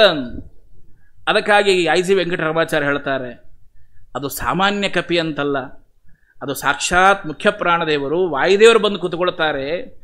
ಶ್ರೀಮದ್ ಆಚಾರ್ಯರ ಶಾಸ್ತ್ರವನ್ನು ನಿರೂಪಿಸ್ತಕ್ಕಂತಹ ಪ್ರಥಮೋ ಹನುಮನ್ನಾಮ, ದ್ವಿತೀಯೋ ಭೀಮ ಏವಚ ಪೂರ್ಣಪ್ರಜ್ಞ, ತೃತೀಯಸ್ತು ಭಗವತ್ ಕಾರ್ಯಸಾಧಕ. ವಾಯುದೇವರೇ ವಿಶೇಷವಾಗಿ ಬಂದು ಅಲ್ಲಿ ಸನ್ನಿಹಿತರಾಗಿರ್ತಾರೆ, ಅದನ್ನು ನೋಡು ಅಂತ ಹೇಳಿ ಆವಾಗ ಅವರು ಹೇಳಿ ನಮಸ್ಕಾರ ಮಾಡ್ತಾರೆ. ಅಷ್ಟರಲ್ಲಿ ಮತ್ತೆ ಆ ಕಪಿ ಮಾಯ ಆಗಿ ಹೋಯ್ತು. ಆವಾಗ ತಕ್ಷಣದಲ್ಲಿ ಗೋಪಾಲದಾಸರಂತಾರೆ, ಮಗನ ಪುಣ್ಯದಿಂದ ವಾಯುದೇವರು ಇಷ್ಟ ದರ್ಶನ ಆಗು ಭಾಗ್ಯ ಆದರೂ ನಿಮಗೆ ಸಿಕ್ತಲ್ಲ ಅಂತ. ಇವರಿಬ್ಬರ ಮಾತುಕತೆ ನಡೆದದ್ದು ಅದು ಗೋಪಾಲದಾಸರಿಗೆ ಗೊತ್ತು. ಶ್ರೀಕಾಲಜ್ಞಂ. ಕೊನೆಗಂತಾರೆ, 25% ಉಳಿದಿತ್ತು ಸ್ವಾಮಿ, ಇನ್ನು ಸಾಷ್ಟಾಂಗ ನಮಸ್ಕಾರ ಮಾಡ್ತೀನಿ ಅಂದರು. ಗೋಪಾಲದಾಸರಿಗೆ ಶರಣಾಗತರಾಗಿ ಮುಂದೆ ಅವರ ಶಿಷ್ಯತ್ವವನ್ನು ವಿಶೇಷವಾಗಿ ವಹಿಸಿಕೊಂಡಿರ್ತಕ್ಕಂತಹ ಮಹಾನುಭಾವರು ಐಸಿ ವೆಂಕಟ ನರಸಿಂಹಾಚಾರ್ಯರು. ಅವರ ಮಕ್ಕಳನಕರ ಐಸಿ ವೆಂಕಟರಾಮಾಚಾರ್ಯರನಕರ ಶಿಷ್ಯರು. ಸರಿಯೇ ಸರಿ. ಒಂದು ಸಂದರ್ಭದಲ್ಲಿ ಇವರ ಪಾಂಡಿತ್ಯವನ್ನು ಕಂಡಿರ್ತಕ್ಕಂತಹ ಒಬ್ಬ ಕವೀಶ್ವರ ಅಂತ ಹೇಳಿ ಅವನು ಬರ್ತಾನೆ. ಎಲ್ಲ ಕಡೆಗೂ ಹೋಗಿ ಜಯಪತ್ರಿಕೆಯನ್ನು, ಯಾಕಂದ್ರೆ ಅವನ ಕವಿ ಪ್ರತಿಭಾವೇ ಅದ್ಭುತವಾದದ್ದು. ಹೀಗಾಗಿ ಅವನೆಲ್ಲ ಸಂಚಾರ ಮಾಡ್ಕೊಂಡು ಬರ್ತಾನೆ. ಬಂದು ಈ ಗದ್ವಾಲ ಪ್ರದೇಶಕ್ಕೆ ಬಂದ. ಇಲ್ಲಿ ಎಲ್ಲಾರನ್ನೂ ಸೋಲಿಸಿದ. ನನ್ನಂಗೆ ಕವಿಗಳ ಕವಿತ್ವವನ್ನು ರಚನೆ, ಕವಿಯನ್ನು ವಿಶೇಷವಾದ ಕವನವನ್ನು ರಚನೆ ಮಾಡುವ ಶಕ್ತಿ ಯಾರಿಗೂ ಇಲ್ಲ ಅಂತ ಹೇಳಿ ಜಯಪತ್ರಿಕೆಯನ್ನು ಪಡೆದುಕೊಂಡಾಗ ಈ ಊರಿಗೆ ಬಂದಾಗ, ಗೋಪಾಲದಾಸರಿರುವಂತಹ ಪ್ರದೇಶಕ್ಕೆ ಬಂದಾಗ ಅಲ್ಲೆಲ್ಲರನ್ನೂ ಸೋಲಿಸಿದ. ಕೊನೆಗೆ ಹೇಳಿದ, ನಾನು ಬರೀ ಸೋತು ಹೋಗುವನಲ್ಲ, ನೀವು ಎಲ್ಲರೂ ಜಯಪತ್ರ ಬರೆದು ಕೊಡಬೇಕು ಅಂದು. ಇವರಂದ್ರು, ನಾವ್ಯಾಕೆ ಜಯಪತ್ರ ಬರೆದು ಕೊಡೋದು, ಮೊದಲು ನಮ್ಮ ಗೋಪಾಲದಾಸರಂತೇಳಿ ಹೋಗ್ರಿ, ಅವ್ರ ಮುಂದೆ ಏನಾದರೂ ನೀವು ಸೋತದ್ದೇ ಆದರೆ ಮುಂದೆ ಜಯಪತ್ರದ ವಿಚಾರ ಮಾಡೋಣ ಅಂದು. ಸರಿ ಅಂತ ಹೇಳಿ ತಕ್ಷಣದೊಳಗೆ ಭಾಗಣ್ಣ ವಿಶೇಷವಾಗಿ ಗೋಪಾಲದಾಸರ ಹತ್ರ ಬರ್ತಾರೆ. ಬಂದಾಗ ತಕ್ಷಣದಲ್ಲಿ ಆ ಕವಿಯನ್ನು ಕೇಳ್ತಾರೆ. ಏನು ಅಂದರೆ, ಈ ವಿಶೇಷವಾಗಿರ್ತಕ್ಕಂತಹ ಜಯಪತ್ರಿಕೆ ಕೊಡಬೇಕಲ್ಲ ನಿನಗೆ, ಎದಕ್ಕೆ ಕೊಡಬೇಕು? ಇದೇನು ನಿನ್ನ ದೇಹಕ್ಕೆ ಕೊಡಬೇಕೋ ಏನು ವಿದ್ಯಾಬಲಕ್ಕೆ ಕೊಡಬೇಕೋ ಹೇಳು. ಎರಡು ಬಲ ಅದ, ಒಂದು ದೇಹಬಲ, ಇನ್ನೊಂದು ವಿದ್ಯಾಬಲ. ಯಾವ ಬಲಕ್ಕೆ ಕೊಡಬೇಕು ಹೇಳು ಅಂತ ಹೇಳಿದಾಗ ಆ ಕವಿ ಹೇಳಿದ, ನನ್ನ ಕವಿತ್ವಕ್ಕೆ ಕೊಡಬೇಕು ಅಂದ. ಆವಾಗ ಸರಿ, ಇವತ್ತಿನವರೆಗೂ ನಿನ್ನ ಕವಿತ್ವ ಎಲ್ಲಿ ಪ್ರಕಟ ಆಗ್ಯದ ಅಂತ ಕೇಳಿದ್ರು ಗೋಪಾಲದಾಸ್. ಇದನ್ನು ಮಮ್ಮಟ ತನ್ನ ಕಾವ್ಯ ಪ್ರಕಾಶದಲ್ಲಿ ಹೇಳಿದಾನೆ. ಯಶಸ್ಸೇ ಅರ್ಥಕರ್ತೆ ವ್ಯವಹಾರವಿದೆ ಶಿವೇತರಕ್ಷತೆಯ ಸದ್ಯಪರ ನಿವೃತ್ತಿ. ಇದು ಕಾವ್ಯದ ಪ್ರಯೋಜನ. ಕೆಲವರು ಕಾವ್ಯ ರಚನಾ ಮಾಡಿದ್ರೆ ಯಶಸ್ಸಿಗಾಗಿ ಕಾವ್ಯ ರಚನಾ ಮಾಡ್ತಾರೆ. ಇನ್ನು ಕೆಲವರು ಸಂಪತ್ತು ಸಿಗುತ್ತದ ಅಂತ ಕಾವ್ಯ ರಚನಾ ಮಾಡ್ತಾರೆ. ಇನ್ನು ಕೆಲವರು ವಿಶೇಷವಾಗಿರ್ತಕ್ಕಂತಹ ಸಾಧನ ಆಗಲಿ ಅಂತ ರಚನೆ ಮಾಡ್ತಾರೆ. ಇನ್ನು ಭಗವಂತನ ಅನುಗ್ರಹ ಆಗಲಿ ಅಂತಹ ಮೋಕ್ಷಾದಿ ಫಲಗಳು ಲಭ್ಯ ಆಗಲಿ ಅಂತ ಹೇಳಿ ಕಾವ್ಯ ರಚನಾ ಮಾಡ್ತಾರೆ. ನಿನ್ನಲ್ಲಿರುವ ಕಾವ್ಯ ಪ್ರತಿಭಾ ಅದಲ್ಲ, ಈ ಕಾವ್ಯ ಪ್ರತಿಭಾ ಇದು ಯಾವುದಕ್ಕೆ ಬಂದಿರತಕ್ಕಂಥದ್ದು? ನೀನು ದೇವರ ಸ್ತೋತ್ರ ಮಾಡಿಯೋ ಅಥವಾ ಈ ರಾಜ ಮಹಾರಾಜರು ಯಾರೋ ಜನರನ್ನು ಸ್ತೋತ್ರ ಮಾಡಿ ಪಡೆದುಕೊಂಡ್ರೆ ಅದಕ್ಕೆ ಕವಿತ್ವ ಅಂತ ಅನ್ನೋದಿಲ್ಲ. ದೇವರು ಕೊಟ್ಟ ಈ ಕವಿತಾ ಪ್ರೌಢಿಮೆ ಎಂಬುದು ಭಗವಂತನನ್ನ, ಗುರುಗಳನ್ನ ವಿಶೇಷವಾಗಿ ಸ್ತೋತ್ರ ಮಾಡಿಕೊಂಡು ನೀನಾನಾದರೂ ಕವಿತ್ವ ಪಡ್ಕೊಂಡದ್ದೇ ಆದರೆ ಅದಕ್ಕೊಂದು ದೊಡ್ಡ ಬೆಲೆ. ಹಿಂದೆ ಒಬ್ಬರು ಇದ್ರು, ಭಾರೀ ಕವಿ ಪ್ರತಿಭಾ ಅವರಲ್ಲಿ. ಆವಾಗ ಆದರೆ ಆ ಕವಿ ಪ್ರತಿಭಾ ಈಗ ಹೇಗೆ ಸಾಕ್ಷಾತ್ ಗೋಪಾಲದಾಸರು ಹೇಳ್ತಾರ, ನಿನ್ನಲ್ಲಿರೋ ಕವಿ ಪ್ರತಿಭಾ ಭಗವಂತನ ಸ್ತೋತ್ರಕ್ಕೆ ಬಳಸ್ಕೋ ಅಂತ. ಅವರಲ್ಲೂ ದೊಡ್ಡ ಕವಿ ಪ್ರತಿಭಾ ಇತ್ತು. ಆದರೆ ಈ ಪ್ರತಿಭಾ ಇರೋರ ಜೊತೆ ಕೆಲವೊಂದಿಷ್ಟು ದೋಷ ಇರಂಗಿಲ್ಲ ಅಂತೇನು ಇರಂಗಿಲ್ಲ, ಸಹಜವಾಗಿ ಇದ್ದೇ ಇರ್ತದೆ. ಚಿಕ್ಕ ವಯಸ್ಸಲ್ಲೇ ಅವ್ರಿಗೆ ಆ ಕವಿ ಪ್ರತಿಭಾ. ಆದರೆ ಏನಿದ್ದು ಅಂದ್ರೆ ಕವಿ ಪ್ರತಿಭಾ ಎಲ್ಲ ಇತ್ತು. ಆದರೂ ಒಂದು ಅವ್ರ ಮನಸ್ಸೊಳಗೆ ಏನು ಒಂದಂದರೆ ಈ ಫಿಲ್ಮ್ ನೋಡೋದೊಂದು ಭಾಳ ಚಟ ಇತ್ತು ಅವ್ರಿಗೆ. ಹೀಗಾಗಿ ವಿಚಾರ ಮಾಡಿದ್ರು. ಅದರೊಳಗೂ ಡಾಕ್ಟರ್ ರಾಜ್ಕುಮಾರ್ ಫಿಲ್ಮ್ ಅಂದರೆ ಭಾಳ ಇಷ್ಟ ಅವರಿಗೆ. ಕಾಳಿದಾಸ, ಮಯೂರವರ್ಮ ಹಿಂಗೆಲ್ಲ ನೋಡೋದು. ಹಾಗೆ ಹಳೆ ಕಾಲದ್ದಲ್ರಿ. ಹೀಗಾಗಿ ಒಂದು ಸಲ ಗುರುಗಳಿಗೆ ಗೊತ್ತಾಯ್ತು, ಇವರೇನೋ ಹಿಂಗೆ ಪಿಕ್ಚರ್ ನೋಡ್ಲಿಕ್ಕೆ ಹೋಗ್ಯಾರ. ಗುರುಗಳು ಅಂದ್ರೆ ಅವ್ನು ಬಂದರೆ ಬರಲಿ, ಕೋಲ್ ತೊಗೊಂಡು ಕುತ್ಕೋತೀನಿ ಅಂತೇಳಿ ಕೋಲ್ ತೊಗೊಂಡು ಕುತ್ಕೊಂಡು ಅವನು ಬಂದ. ಗೊತ್ತಾಗಿತ್ತು ಅವನಿಗೆ, ನಾನು ಹೋಗಿನಿ, ಇವ್ರು ನನ್ನ ಬಡಿತಾರ ಅಂತ ಗೊತ್ತಿತ್ತು. ಅವನು ಬಂದ ಮೇಲೆ ಎಂಥ ಮಹಾನುಭಾವರು ಅಂದರೆ, ತಾ ಎಲ್ಲಿ ಹೋಗೀನಿ ಅಂತ ಒಂದು ಶ್ಲೋಕ ಮಾಡಿ ಹೇಳಿಬಿಟ್ಟವ. ಆ ಶ್ಲೋಕ ಹೇಳಿದ ತಕ್ಷಣ, ಶ್ಲೋಕ ಸಂಪೂರ್ಣ ನೆನಪಿಲ್ಲ, ಸ್ವಲ್ಪ ನೆನಪದ. ಎಲ್ಲಿ ಹೋಗಿದ್ದೆ ಅಂತ ಕೇಳಿದ್ರು. ಅದಕ್ಕೆ ಅವ್ರು ಬರೆದದ್ದು, ಗರಗರನೆ ತಿರುಗಿ ಹಿಮಗಿರಿಗೆ ಎರಗಿ ಉಮೆಯನ್ನು ಕಂಡು ಬಂದೆ, ಸ್ವಪ್ನದಲ್ಲಿ ನರ್ತಕಿಯ ಕಂಡು ಆನಂದ ಎಂದೆ. ಈ ಪದ ಕೇಳಿದ್ರೆ ನಮಗೇನು ಅನ್ನಿಸ್ತದ ಅಂತಂದ್ರೆ ಒಂದು ಏನೋ ಹೇಳಿಕತ್ತಾರ ಅಂತ. ಆದ್ರೆ ಹಂಗಲ್ಲ. ಈ ಪದ್ಯದೊಳಗೆ ಇಡೀ ಬೆಂಗಳೂರೊಳಗಿರೋ ಫಿಲ್ಮ್ ಥಿಯೇಟರ್ ಹೆಸರು ಬಂದವೆಲ್ಲ. ಗರಗರನ ತಿರುಗಿ ಹಿಮಗಿರಿಗೆ ಎರಗಿ, ಹಿಮಗಿರಿ ಅಂತ ಒಂದು ಫಿಲ್ಮ್ ಥಿಯೇಟರ್ ಅದಂತ. ಉಮೆಯನ್ನು ಕಂಡು ಬಂದೆ, ಅಲ್ಲಿಂದ ಚಾಮರಾಜಪೇಟೆ ಉಮಾಟಾಗಿಸಿಗೆ ಬಂದೆ. ಸ್ವಪ್ನದಲ್ಲಿ ಇದಕ್ಕೊಂದು ಅರ್ಥ ಬೇರೆ. ಹಿಮಗಿರಿಯಲ್ಲೇ ಹುಟ್ಟಿದವಳು ಸಾಕ್ಷಾತ್ ಉಮಾದೇವಿ, ಅಲ್ಲೊಂದು ಅರ್ಥ ಬೇರೆ. ಅದಕ್ಕೆ ಬರುವ ವಾಚಾರ್ಥ ಅದು. ಧ್ವನಿ ಅರ್ಥ ಏನು ಅಂದರೆ, ಹಿಮಗಿರಿಗೂ ಹೋಗಿದ್ದೆ, ಅಲ್ಲೂ ಒಂದು ನೋಡಿದೆ. ಅಲ್ಲಿಂದ ಸಾಕ್ಷಾತ್ ಚಾಮರಾಜಪೇಟೆ ಬಂದೆ, ಉಮಾಟಾಕಿಸು, ಅಲ್ಲೂ ಒಂದು ನೋಡಿದೆ. ಸ್ವಪ್ನದಲ್ಲಿ ನರ್ತಕಿಯ ಕಂಡು, ಸ್ವಪ್ನ ಇದು ಯಾವುದೋ ಶಾಶ್ವತ ಅಲ್ಲ, ಸ್ವಪ್ನ ಅಂತ ಒಂದು ಅದ, ನನಗೆ ಗೊತ್ತಿಲ್ಲ, ಮತ್ತು ಅವ್ರು ಬರೆದವ್ರು ಅಷ್ಟೇ ಸುಮ್ಮನೆ. ಸ್ವಪ್ನದಲ್ಲಿ ನರ್ತಕಿಯ ಕಂಡು, ನರ್ತಕಿ ಅಂತ ಒಂದದಂತ, ಆನಂದ ಅಂತ ಒಂದದಂತ, ನಂದ ಅಂತ ಒಂದದಂತ, ನಂದಿ ಅಂತ ಒಂದದಂತ, ಇವೆಲ್ಲ ಸೇರಿಸಿ ಒಂದು ದೊಡ್ಡ ಒಂದು ಪದ್ಯ ಮಾಡಿ ಹೇಳಿ. ಗೋಪಾಲದಾಸರು ಬೈದಂಗೆ ಅವ್ರ ಗುರುಗಳು 4 ಏಟ ಜಾಸ್ತಿ ಹಾಕಿ, ಈ ಪ್ರತಿಭಾ ದೇವರೇನು ನಿನಗೆ ಕೊಟ್ಟಾನ ಕವಿತ್ವ, ಇದನ್ನು ಭಗವಂತನ ಸ್ತೋತ್ರಕ್ಕಾಗಿ ಬಳಸ್ಕೋ, ಗುರುಗಳ ವಿಶೇಷವಾಗಿರ್ತಕ್ಕಂತಹ ಅನುಗ್ರಹಕ್ಕಾಗಿ ಬಳಸ್ಕೋ ಅಂತ ಹೇಳಿ, ಹೇಗೆ ಗೋಪಾಲದಾಸರು ಆ ಕವೀಶ್ವರನಿಗೆ ಆಶೀರ್ವಾದ ಮಾಡಿದರು, ಅದೇ ಥರದಲ್ಲಿ ಗುರುಗಳ ಆಶೀರ್ವಾದ ಮಾಡಿದರು. ಅವರು ದೊಡ್ಡ ಕವಿಗಳಾದರು ಅಂತ ಕವಿಗಳ ಚರಿತ್ರೆಯನ್ನು ಕೇಳ್ತೀವಿ. ಇರಲಿ, ನಮಗೆ ಇತ್ತಂಚ ಬೇಕಾದದ್ದೇನು, ನಮ್ಮಲ್ಲಿರುವ ಕವಿತ್ವ ಪ್ರತಿಭಾ ಇದು ಕೇವಲ ಸದ್ವಿನಿಯೋಗವಾಗಬೇಕು, ಸದಾಚಾರದ ಹಿನ್ನೆಲೆಯಲ್ಲಿ ಇರಬೇಕು. ಅದಕ್ಕಾಗಿ ಅಂತಹ ಕವೀಶ್ವರ ಬಂದರೂ ಅವನು ಸೋತು ನತಮಸ್ತಕನಾಗಿ ಸಾಕ್ಷಾತ್ ಗೋಪಾಲದಾಸರ ಶಿಷ್ಯನಾಗ್ತಾನೆ. ಗೋಪಾಲದಾಸರ ಕೃತಿಗಳ ಮುಂದೆ ಅವನು ಹೇಳ್ತಾನೆ, ಎಂತಹ ಪದಪುಂಜಗಳು, ಎಂತಹ ಶಬ್ದಗಳನ್ನು ನೀವು ಬಳಸ್ತೀರಿ, ಎಷ್ಟು ಅರ್ಥಗಳು ಇದರೊಳಗಿದೆ ಅಂತ ಹೇಳಿ ಅರ್ಥ ಮಾಡಿಕೊ, ಸಾಮಾನ್ಯರಿಗೆ ಅರ್ಥವಾಗದೇ ಇರತಕ್ಕಂತಹ ವಿಚಾರ ಇದು ಅಂತ ಹೇಳಿ ಗೋಪಾಲದಾಸರ ಶಿಷ್ಯನೂ ಆಗ್ತಾರೆ. ಹೀಗೆ ಅನೇಕ ಕವೀಶ್ವರನಂತಹ, ಅಷ್ಟು ಮಾತ್ರ ಅಲ್ಲ, ಐ ಸಿ ವೆಂಕಟ ನರಸಿಂಹಾಚಾರ್ಯರಂತಹ ಅನೇಕ ವಿದ್ವಾಂಸರು, ಅನೇಕರು ಸಹಿತ ಸಾಕ್ಷಾತ್ ಗೋಪಾಲದಾಸರ ಶಿಷ್ಯರಾಗಿರ್ತಕ್ಕಂಥದ್ದು ಬಹಳ ಪ್ರಧಾನವಾದದ್ದು. ನಿನ್ನೆ ನಾವು ಕೇಳ್ತಾ ಇದ್ವಿ, ಗೋಪಾಲದಾಸರು ಮುಂದೆ ಸಂಚಾರವನ್ನು ಮಾಡ್ತಾ ಉತ್ತನೂರಕ್ಕೆ ಬರ್ತಾರೆ. ಅಲ್ಲಿ ಅನೇಕ ಜನರಿಗೆ ಅವರ ಶಿಷ್ಯ ಪರಂಪರೆ, ಅವರ ಏನು ಗೋಪಾಲದಾಸರ ವೈಭವ, ಒಂದು ಕಾಲದಲ್ಲಿ ಏನೂ ಇಲ್ಲದೆ ಇರುವಂತಹ ಪರಿಸ್ಥಿತಿಯಲ್ಲಿ ಇವತ್ತು ಗೋಪಾಲದಾಸರು ಎಲ್ಲ ಜನ ಶಿಷ್ಯ ಬಂದವರಿಗೆಲ್ಲರಿಗೂ ಸಹಿತ ನಿತ್ಯಲೂ ಅನ್ನದಾನ, ವಿಶೇಷವಾಗಿರ್ತಕ್ಕಂಥ ಸೇವೆ, ಭಗವಂತನ ನಾಮ ಸಂಕೀರ್ತನೆ, ನಿತ್ಯಲೂ ದಾಸೋಹ, ಇದೆಲ್ಲವೂ ಸಹಿತ ನಡೀತಾ ಇದೆ. ಹೀಗಿರುವ ಪ್ರಸಂಗದಲ್ಲಿ ಗೋಪಾಲದಾಸರ ಮೇಲೆ ಯಾರೋ ಒಬ್ಬರು ಆಕ್ಷೇಪ ಮಾಡಿದ್ರು, ಏನು ಬಂದದ್ದನ್ನೆಲ್ಲ ನೀವು ಧರಿಸ್ಕೊಂಡು ಕುತ್ಕೊಂಡ್ಬಿಡ್ತೀರಲ್ಲ, ತ್ಯಾಗ ಭೋಗ ಸಮಾಯುಕ್ತಂ, ಹಾಗಾದರೆ ಬಂದದ್ದನ್ನೆಲ್ಲ ನೀವು ತೊಗೊಂಡ್ಬಿಡ್ತೀರಲ್ಲ, ಯಾರೋ ಏನೋ ಒಂದು ಹೊಸ ವಸ್ತ್ರ ಕೊಟ್ಟರು ಹಾಕೊಂಡು ಕುತ್ಕೊಂಡ್ಬಿಡ್ತೀರಿ, ಯಾರೋ ಬಂದು ದಾಸರು ಭಗವಂತನ ವಿಶೇಷವಾದ ಆಭರಣ ಕೊಟ್ಟರು ಅದನ್ನು ಹಾಕೊಂಡು ಕುತ್ಕೊಂಡ್ಬಿಡ್ತೀರಿ. ದೇವರ ನಿರ್ಮಾಲ್ಯ, ಏನೋ ಒಂದು ವೈಭವ, ಎಲ್ಲವೂ ಹಾಕೊಂಡ್ಬಿಡ್ತೀರ, ನಿಮ್ಗೆ ಏನು ವೈರಾಗ್ಯ ಅಂಬುದಿಲ್ಲ ಏನೋ ಒಂದು. ದಾಸರು ಅವಾಗ ಹೇಳಿದರು, ವೈರಾಗ್ಯ ಅಂದರೆ ಏನು ಅಂತ ನಾನು ಹೇಳ್ತೀನಿ ಕೇಳ್ರಿ. ವೈರಾಗ್ಯ ಮಾರ್ಗ ಕೇಳು, ದಾರಿದ್ರ್ಯ ಮಾರ್ಗ ಕೇಳು. ನಿನ್ನದರ ಬಗ್ಗೆ ನಾನು ವಿವರಣೆ ಕೊಟ್ಟಿದ್ದೇನೆ. ವೈರಾಗ್ಯದ ಬಗ್ಗೆ ಹೇಗಿರಬೇಕು ಅನ್ನುವಂತಹ ಎಲ್ಲವೂ ಸಹಿತ ಉಂಡು ಹುಟ್ಟದ್ದೆಲ್ಲ ವಿಷ್ಣು ಪೂಜೆ, ಕಂಡದ್ದೆಲ್ಲ ಕಮಲನಾಭನ ಮೂರ್ತಿ, ಮೈಮರೆತು ಮಲಗುವುದೇ ಧರಣಿಗೆ ನಮಸ್ಕಾರ. ಹೇಗೆ ನಮ್ಮ ಜೀವನದ ಅನುಸಂಧಾನ ಇರಬೇಕು, ಹೇಗೆ ನಮ್ಮ ಸಾಧನೆ ಇರಬೇಕು ಎಂದು ತೋರಿಸಿಕೊಟ್ಟವರು ಗೋಪಾಲದಾಸ. ಹೀಗಾಗಿ ಧನ ಪರಿತ್ಯಾಗ ಮಾಡಿದರಾಯಿತೆ ಘನವಾದ ವೈರಾಗ್ಯವೆಲ್ಲ ನೋಡಿ. ದೇವರು ಕೊಟ್ಟಿದ್ದಾನಲ್ಲ, ಕೊಟ್ಟ ಭೋಗವನ್ನು ಚೆನ್ನಾಗಿ ಭೋಗಿಸಿ. ಆದರೆ ಜೀವನ ಹೇಗಿರಬೇಕು, ಪದ್ಮಪತ್ರ ಇವಾಂಭಸಾದಂತೆ ವಿಷ್ಣು ವೈಷ್ಣವರ ಸೇವೆಗಾಗಿ ಸಂಪತ್ತನ್ನು ಕೇಳಿ ದೇವರು ಕೊಡ್ತಾನೆ, ಅವಶ್ಯವಾಗಿ ಕೊಡ್ತಾನೆ. ಬಂದ ಸಂಪತ್ತನ್ನು ಸದ್ವಿನಿಯೋಗ ಮಾಡಿ. ಹೀಗಾಗಿ ಎಷ್ಟು ಭಾಗ್ಯಗಳು ಭಗವಂತ ಕೊಡ್ತಾನೋ ಅದನ್ನೆಲ್ಲವೂ ಸಹಿತ ಭಗವಂತನಿಗೋಸ್ಕರವಾಗಿ, ಜ್ಞಾನಿಗಳ ಸೇವೆಗೋಸ್ಕರವಾಗಿ ಬಳಸಿಕೊಳ್ಳಿ. ಅದು ನಿಜವಾಗಿರತಕ್ಕಂತಹ ವೈರಾಗ್ಯ. ಆದರೆ ನನ್ನಲ್ಲಿ ಹಣ ಇದೆ, ನನ್ನಲ್ಲಿ ಸಂಪತ್ತಿದೆ ಅಂತ ಇನ್ನೊಬ್ಬರನ್ನು ನೋಯಿಸ್ತಿರಲ್ಲ, ಅದು ಸಾಮಾನ್ಯ ಅಲ್ಲ. ನಾಳೆ ನಿಮ್ಮ ಕುಲಕ್ಷಯವಾಗಿ ಹೋಗ್ತದೆ, ನಾಶವಾಗಿ ಹೋಗ್ತದೆ. ಬಂದ ಸಂಪತ್ತನ್ನು ಸದ್ವಿನಿಯೋಗ ಮಾಡಿ ಹೊರತಾಗಿ ಬಂದ ಸಂಪತ್ತಿನಿಂದ ಅಹಂಕಾರವನ್ನು ಸರ್ವಥಾ ಪಡಬೇಡಿ ಅಂತ ತೀಡಿದವರು ಸಾಕ್ಷಾತ್ ಗೋಪಾಲದಾಸರು. ಹಾಗೆ ಒಂದಲ್ಲ ಎರಡಲ್ಲ ಅನೇಕ ವಿಚಾರಗಳು.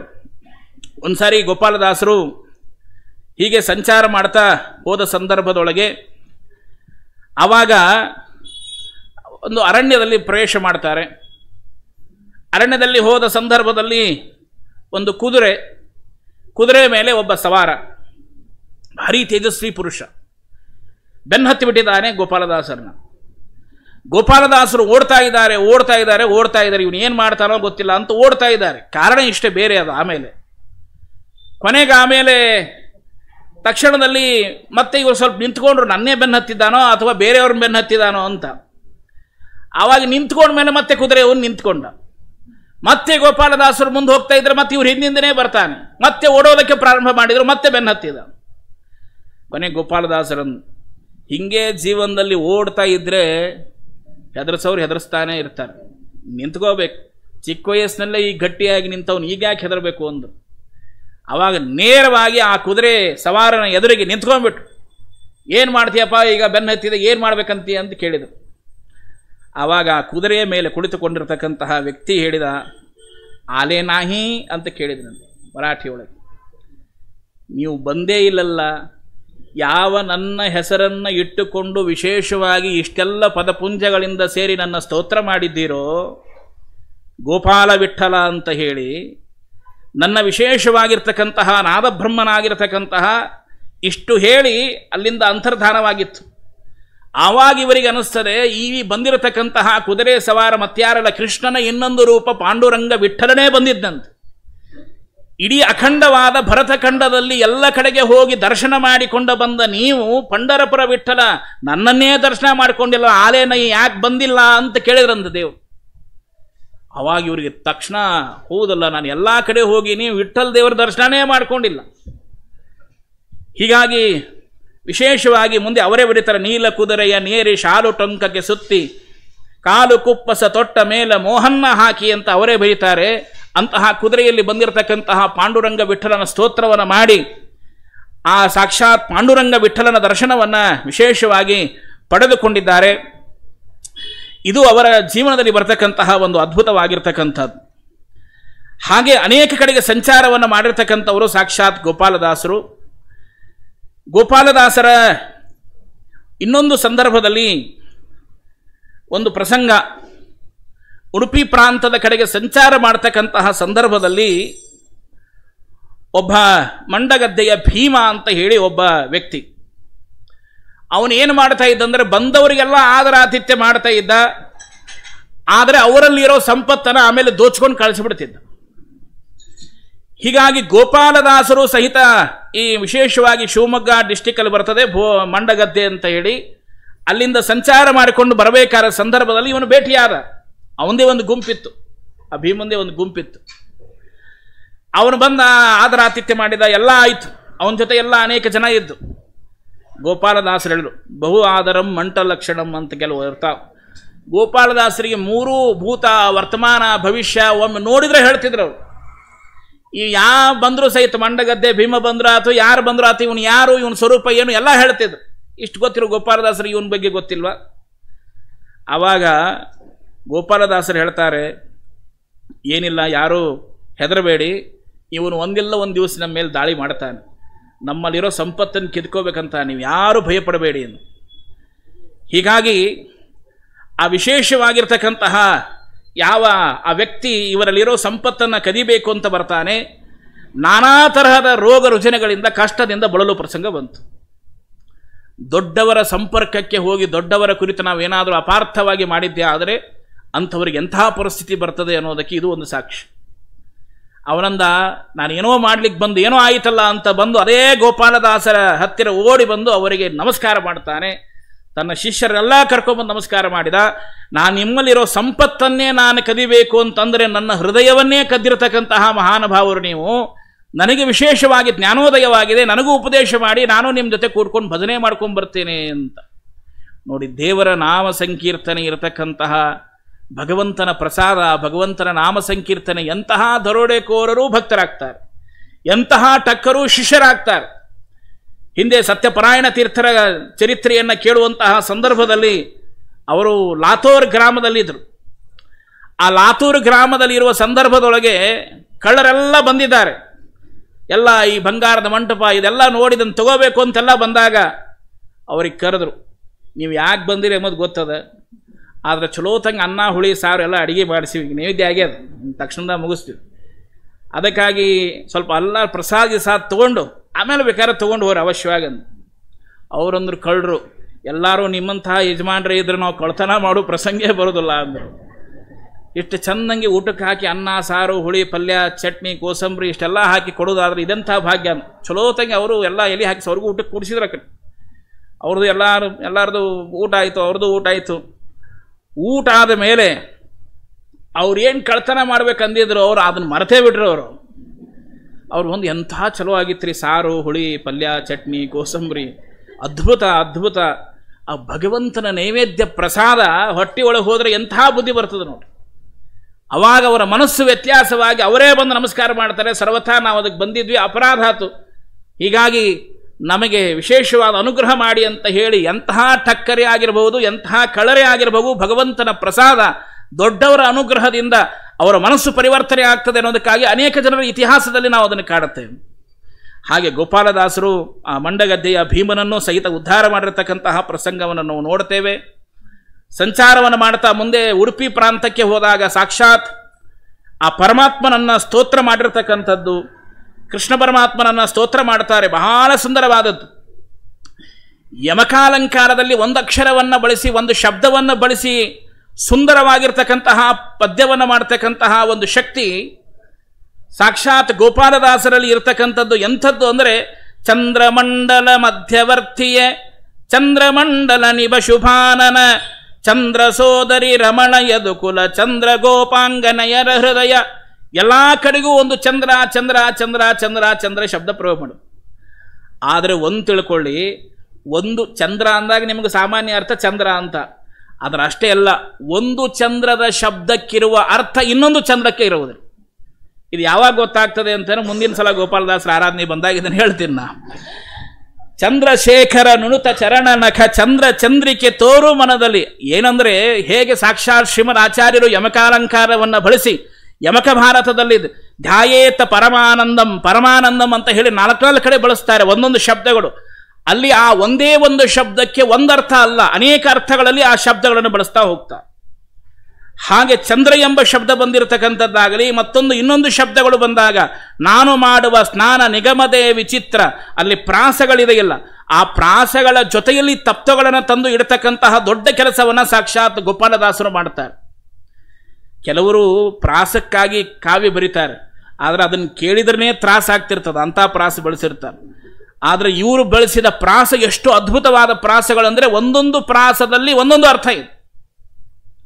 ಯಾಕೆ ಇದನ್ನು ಪ್ರತಿಪಾದನೆ ಮಾಡಿದರು ಎಂಬುದನ್ನು ಹೇಳುವುದಿದೆಯಲ್ಲ, ಅದು ಅದ್ಭುತವಾದದ್ದು. ಅದಕ್ಕಾಗಿ ಗೋಪಾಲದಾಸರ ಮಾತುಗಳನ್ನು ಅರ್ಥ ಮಾಡಿಕೊಳ್ಳೋದು ಬಹಳ ಕಷ್ಟ.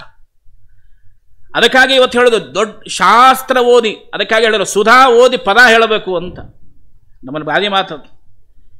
ಯಾಕೆಂತಂದರೆ ಇದರಲ್ಲಿ ಬರ್ತಕ್ಕಂತಹ ಪ್ರತಿಯೊಂದು ಅರ್ಥಗಳನ್ನು ಹಿಂಸ್ತಾ ಹೋದಾಗ ಇಡೀ ಎಲ್ಲ ಶಾಸ್ತ್ರಗಳ ವಿಚಾರವನ್ನು ಇವರ ಶಿಷ್ಯರೇ ಸಾಕ್ಷಾತ್ ಶ್ರೀನಿವಾಸಾಚಾರ್ಯರು, ಮುಂದೆ ಅವರಿಗೆ ಅನುಗ್ರಹ ಮಾಡಿರ್ತಕ್ಕಂಥದ್ದೆಲ್ಲ ಗೊತ್ತು. ವಿಜಯದಾಸರ ಕುರಿತು ಒಂದು ಮಾತನ್ನ ತಾತ್ಸಾರದ, ಇದೆಲ್ಲ ನಿಮಿತ್ತ ಅಷ್ಟೇ.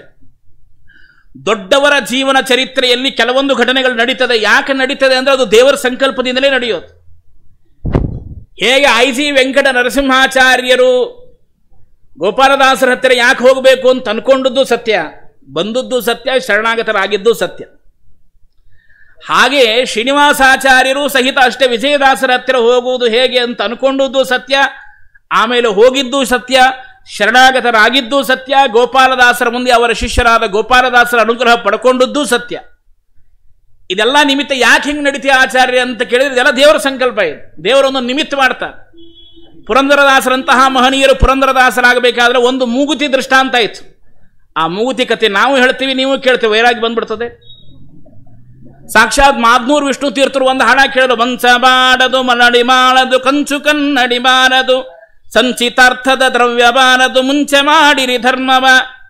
ಈ ಹಾಡ ಕೇಳಿದ ತಕ್ಷಣ ವಿಷ್ಣು ತೀರ್ಥರು ಮುಂದೆ ಅಡವಿ ಜಯತೀರ್ಥಾಚಾರ್ಯರು ಅಂತ ಅವ್ರ ಪೂರ್ವಾಶ್ರಮದ ಹೆಸರು, ಅವರು ಮುಂದೆ ಅವಧೂತ ಶಿರೋಮಣಿಗಳಾದರು ಅಂತ ಹೇಳಿ ಈ ಹಾಡನ್ನು ಸುಮಾರು ಸಾರಿ ಹಾಡಿಸಿ ವೈರಾಗ್ಯ ಬಂದು ಮುನವಳ್ಳಿಯಲ್ಲಿ ಹೋಗಿ ತಪಸ್ಸು ಮಾಡ್ತಾರೆ, ತಪಶ್ಚರ್ಯ ಮಾಡ್ತಾರೆ. ನಾವು ಈ ಹಾಡ ಹಾಡ್ತೀವಿ, ನೀವು ಕೇಳ್ತೀರಿ, ವೈರಾಗ್ಯ ಬಂದುಬಿಡ್ತದೆ. ನಾನು ಯಾಕೆ ಹೇಳ್ತೀನಿ ಕೇಳ್ರಿ, ಈ ಎಲ್ಲ ಮಹನೀಯರ ಜೀವನ ಚರಿತ್ರೆಯಲ್ಲಿ ಒಂದೊಂದು ಘಟನೆಗಳು ನಡೆದಿದೆಯಲ್ಲ, ಇದು ದೇವರ ಸಂಕಲ್ಪ, ಇದು ನಿಮಿತ್ತ. ಇದನ್ನು ಹಿಂಗೆ ತಿಳ್ಕೋಬೇಕು, ಅಪಾರ್ಥ ತಿಳ್ಕೋಬಾರ್ದು. ಅದಕ್ಕಾಗಿ ವಿಷಯ ಹೇಳಿಕತ್ತೀನಿ ನಾನು. ಅಂತಹ ಶ್ರೀನಿವಾಸಾಚಾರ್ಯರು ಹಾಗೆ ಮಾತಾಡಿದ್ದು ಸತ್ಯವೇ.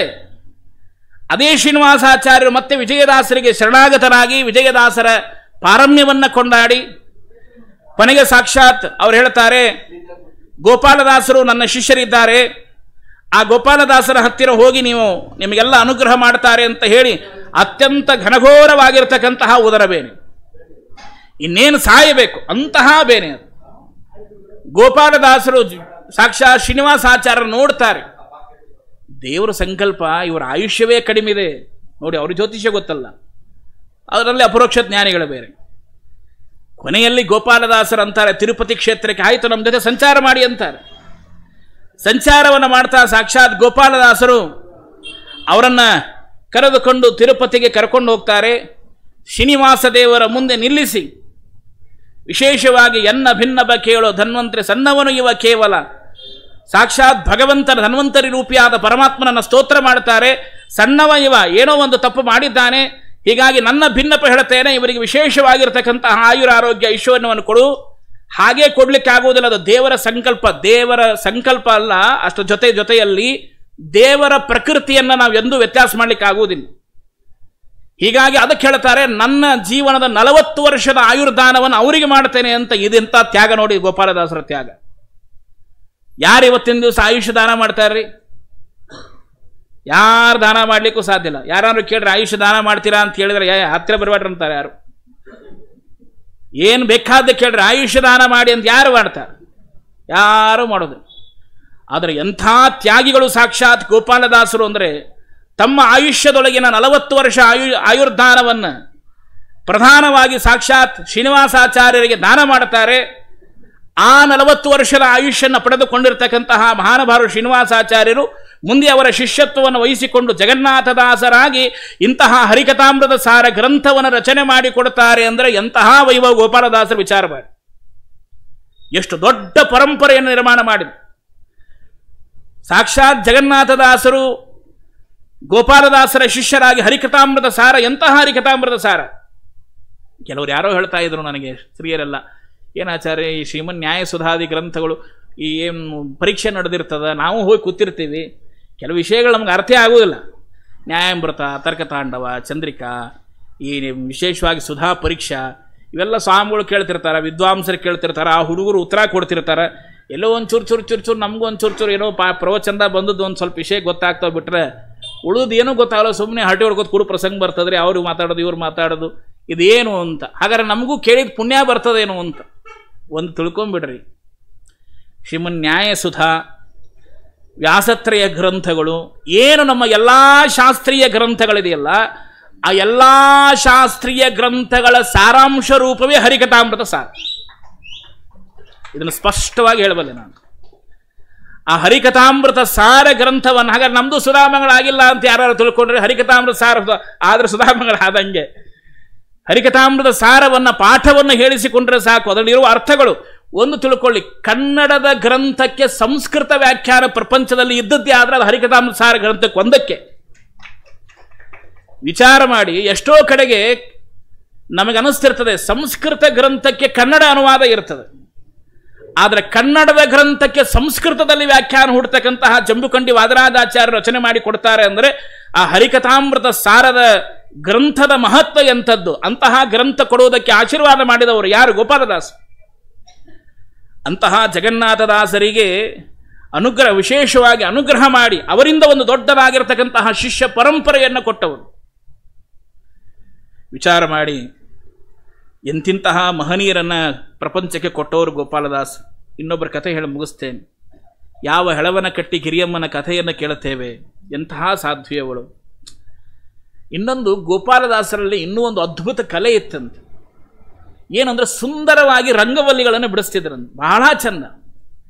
ಆ ರಂಗವಲ್ಲಿಯನ್ನು ಹಾಕಿದರೆ ಆ ಸಾಕ್ಷಾತ್ ಆ ರಂಗವಲ್ಲಿಯಿಂದ ಭಗವಂತ ಎದ್ದು ಬಂದು ಅವರ ಜೊತೆಯಲ್ಲಿ ವಿಶೇಷವಾಗಿ ಸಮಾಧ ಮಾಡತಕ್ಕಂತಹ ಒಂದು ದೊಡ್ಡದಾಗಿರತಕ್ಕಂತಹ ಅಪರೋಕ್ಷ ಜ್ಞಾನಿಗಳು ಗೋಪಾಲದಾಸ್. ಎಂತಹ ಪ್ರತಿಭಾ. ಆವಾಗ ಹೆಳವನ ಕಟ್ಟಿ ಗಿರಿಯಮ್ಮಗೂ ಅನೇಕ ತರಹದ ಸಾಂಸಾರಿಕವಾದ ಅನೇಕ ಸಮಸ್ಯೆಗಳಾಗಿದೆ. ಆ ಸಮಸ್ಯೆಗಳಾದಾಗಲೂ ಸಹಿತ ಬಂದು, ಆದರೆ ಗೋಪಾಲದಾಸರ ಶಿಷ್ಯಳವಳು, ಗೋಪಾಲದಾಸರಿಂದ ಅನೇಕ ಅನುಗ್ರಹವನ್ನು ಪಡೆದುಕೊಂಡಿರ್ತಕ್ಕಂಥವಳು. ಅವರೆಷ್ಟು ಕೃತಿಗಳನ್ನು ರಚನೆ ಮಾಡಿದ್ದಾರೆ ಹೆಳವನ ಕಟ್ಟಿ ಗಿರಿಯಮ್ಮ. ಅವರನ್ನು ಉದ್ಧಾರ ಮಾಡಿ ನಿತ್ಯಲು ಹೇಳಿದ್ದು, ನೀನು ಉಪಾಸನೆ ಮಾಡು, ಒಂದು ರಂಗವಲ್ಲಿ ಹಾಕುವುದರ ಮೂಲಕವಾಗಿ ಅದರಲ್ಲಿ ಅನೇಕ ಪದ್ಯಗಳನ್ನು ರಚನೆ ಮಾಡಿದ್ದಾರೆ ಅವರು, ಇಲ್ಲ ಅಂತಲ್ಲ. ಅದಕ್ಕೆ ಹೇಳ್ತಾರೆ ದಾಸರು, ಸುಖವ ಬೇಡುವರೋ ರಂಗ ಬೇಡರೋ ಕಷ್ಟವ. ಹಿಂದೆಲ್ಲ ಸುಖ, ದೇವರು ಸುಖ ಕೇಳ್ತೀವಿ, ಯಾರು ಕಷ್ಟ ಕೇಳ್ತೀವಿ? ರಂಗವಲ್ಲಿಯ ಕುಟ್ಯಾರ. ಹಿಂದಿನ ಕಾಲದಾಗೆಲ್ಲ ರಂಗೋಲಿ ಹಾಕಬೇಕು ಅಂದ್ರೆ ನಮ್ಮ ಅಜ್ಜಿ ಎಲ್ಲ ಹೇಳ್ತಿಲ್ಲ, ಹೋಗಿ ರಂಗೋಲಿ ಕಲ್ ತಗೊಂಬಂದು ಅವಳಗೆ ಮುತ್ತು ಹವಳ ರತ್ನ ಎಲ್ಲ ಹಾಕಿ ದೇವ್ರ ನಾಮ ಹೇಳಿ ಕುಟ್ಟಿ ಪುಡಿ ಮಾಡಿ ರಂಗೋಲಿ ಪುಡಿ ಮಾಡಿ ಆಮೇಲೆ ರಂಗೋಲಿ ಬಿಡ್ತಿದ್ರು. ಅದು ಬ್ರಾಹ್ಮಿ ಮುಹೂರ್ತಕ್ಕೆ ಅದು ರಂಗೋಲಿ ಬಿಡಬೇಕು. ವಿಶೇಷವಾಗಿ ಮುಂದೆ ಮಾಘ ಸ್ನಾನ ಪ್ರಾರಂಭ ಆಗಿದೆ. ಈಗ ಬ್ರಾಹ್ಮಿ ಮುಹೂರ್ತಕ್ಕೆ ಅದು ರಂಗೋಲಿ ಬಿಡಬೇಕು. ಇವತ್ತು ರಂಗೋಲಿ ಬಿಡು ಪ್ರಸಂಗೇ ಇಲ್ಲ. ಯಾರು ಕಷ್ಟ, ಯಾರು ಸುಖ ಕೇಳ್ತೀವಿ, ಯಾರು ಕಷ್ಟ ಕೇಳ್ತೇವೆ? ಎಲ್ಲಿ ಬಿಡ್ರಿ ಆಚಾರ ಬ್ರಾಹ್ಮಿ ಮುಹೂರ್ತ. ಬ್ರಾಹ್ಮಿ ಮುಹೂರ್ತ ಸೂರ್ಯೋದಯಕ್ಕಿಂತ ಮುಂಚಿತವಾಗಿ 2 ತಾಸು ಮುಂಚೆ ಹೇಳ್ಬೇಕಂತ. ನಾವೆಲ್ಲ ಸೂರ್ಯೋದಯ ಆದಮೇಲೆ ಪ್ರಭಾತೆ ಚಹದರ್ಶಿನಂ ಅಂತ ಆದಮೇಲೆ ಹೇಳೋದು, ಅಲ್ಲಿ ತನಕ ಹೇಳಂಗಿಲ್ಲ.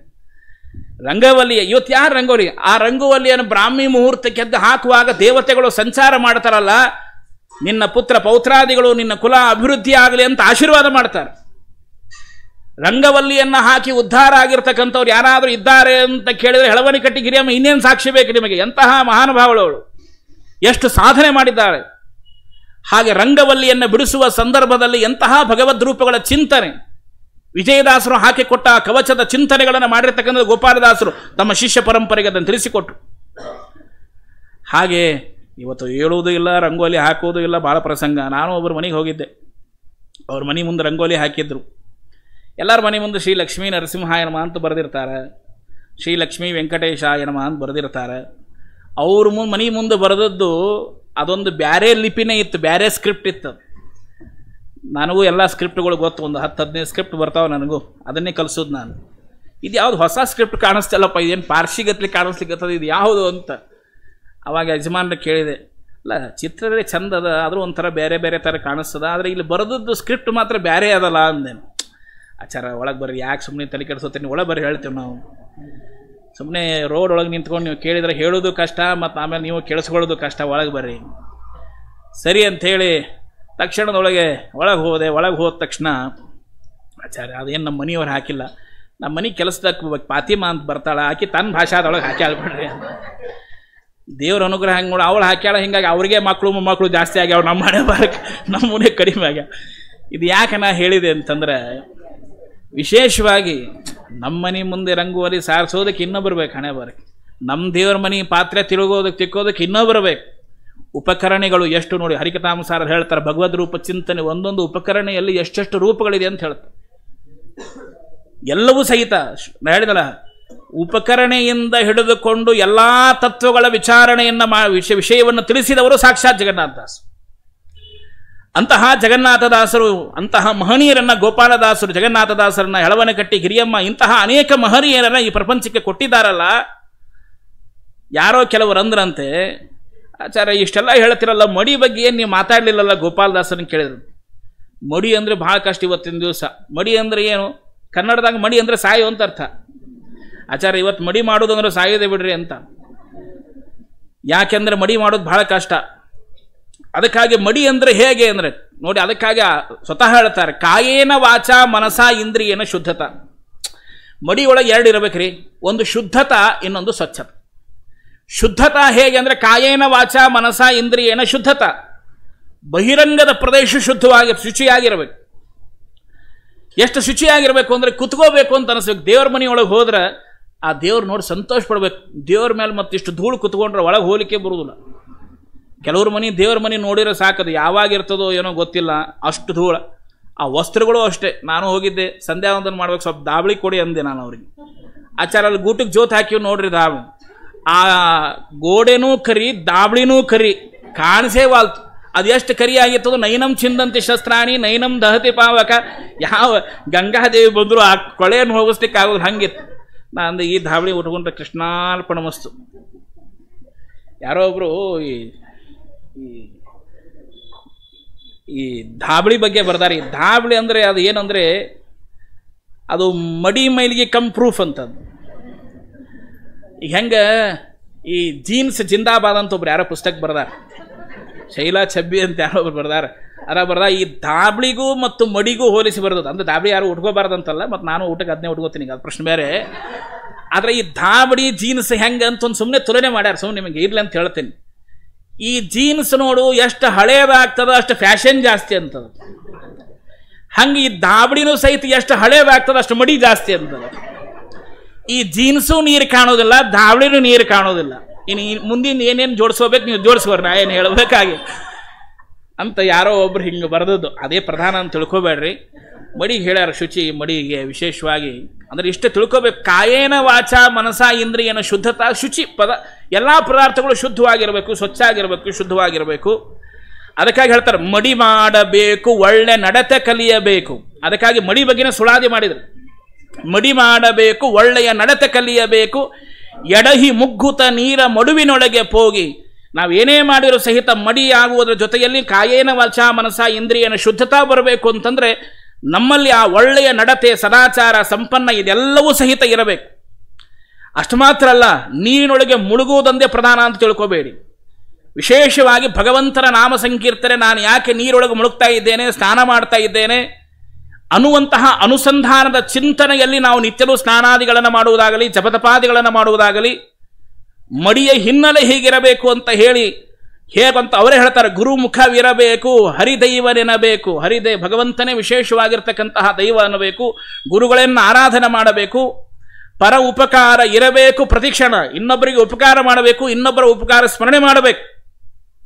ಇದೆಲ್ಲ ಬಿಟ್ಕೊಂಡು ನಾ ಮಡಿ ಮಾಡ್ತೀನಿ ಅಂದರೆ, ಇದನ್ನೆಲ್ಲ ಇಟ್ಟುಕೊಂಡು ಮಡಿ ಮಾಡಿ ಪುಣ್ಯ ಪ್ರಾಪ್ತಿ.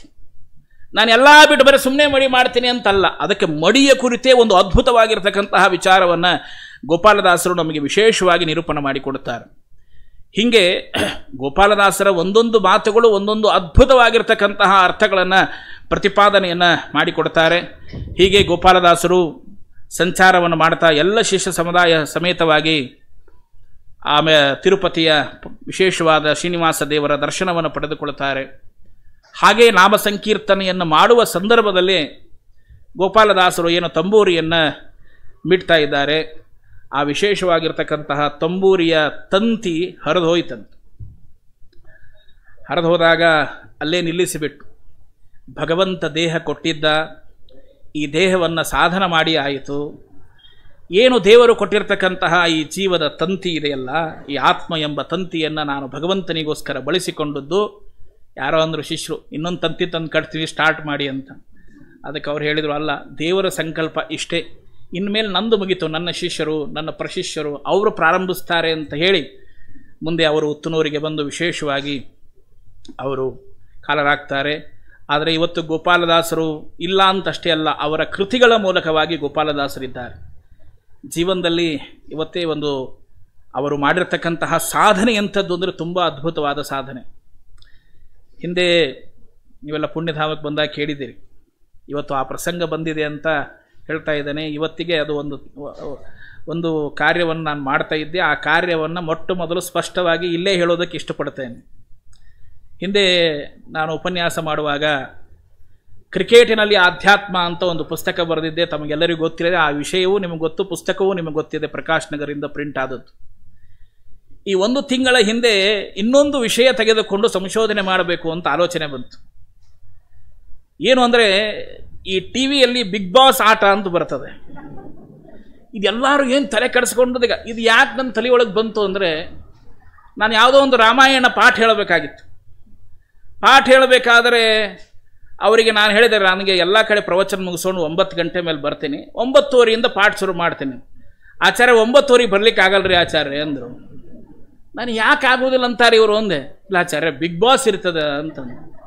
ಇದಂತ ಬಿಗ್ ಬಾಸ್ ಇದು ಏನು ಅಂತ ಆಲೋಚನೆ ಮಾಡಿ, ಓ ಬಿಗ್ ಬಾಸ್, ಹಾಗಾದ್ರೆ ಏನಿದು ಬಿಗ್ ಬಾಸ್? ನಾನು ಸ್ವಲ್ಪ ಆಲೋಚನೆ ಮಾಡಿದೆ. ಅವತ್ತು ಕುತ್ಕೊಂಡು ಪುಸ್ತಕ ಬರಲಿಕ್ಕತ್ತಾವ, ಅದೊಂದು ಸಣ್ಣ ಕಿರು ಹೊತ್ತಿಗೆ ಅಂದರೆ ಬಿಗ್ ಬಾಸ್ ಆಟದಲ್ಲಿ ಅಧ್ಯಾತ್ಮ ಅಂತ ಬರಲಿಕ್ಕೆ. ಈ ಅದರ ಕವರ್ ಪೇಜ್ ಎಲ್ಲ ಪ್ರಿಂಟ್ ಆಗಿದೆ ಈಗಾಗಲೇ, ಇನ್ನು ವಿಷಯ ಇನ್ನೊಂದು ಸ್ವಲ್ಪ ರೆಡಿ ಆಗಬೇಕಾಗಿದೆ. ಈ ಬಿಗ್ ಬಾಸ್ ಆಟದಲ್ಲಿ ಅಖಂಡವಾಗಿರ್ತಕ್ಕಂತಹ, ಹಾಗಾದ್ರೆ ನಮ್ಮ ಬಿಗ್ ಬಾಸ್ ಯಾರು? ಜನ್ಮಾದ್ಯಸ್ಯ ಯಥೋನ್ವಯಾದಿತರತಃ ಅರ್ಥೇಶು ಅಭಿಜ್ಞ ಸ್ವರಾಟ್, ಸಾಕ್ಷಾತ್ ಭಗವಂತ ನಾರಾಯಣ, ವಿಷ್ಣು, ಪರಮಾತ್ಮ, ಅವನ ನಾಮ ಕೃಷ್ಣ, ಹೀಗೆ ಅನೇಕ ಅವತಾರಗಳನ್ನು ಮಾಡಿದ್ದಾನಲ್ಲ, ಅವನೇ ನಮ್ಮ ಜೀವನದಲ್ಲಿ ದೊಡ್ಡ ಬಿಗ್ ಬಾಸ್.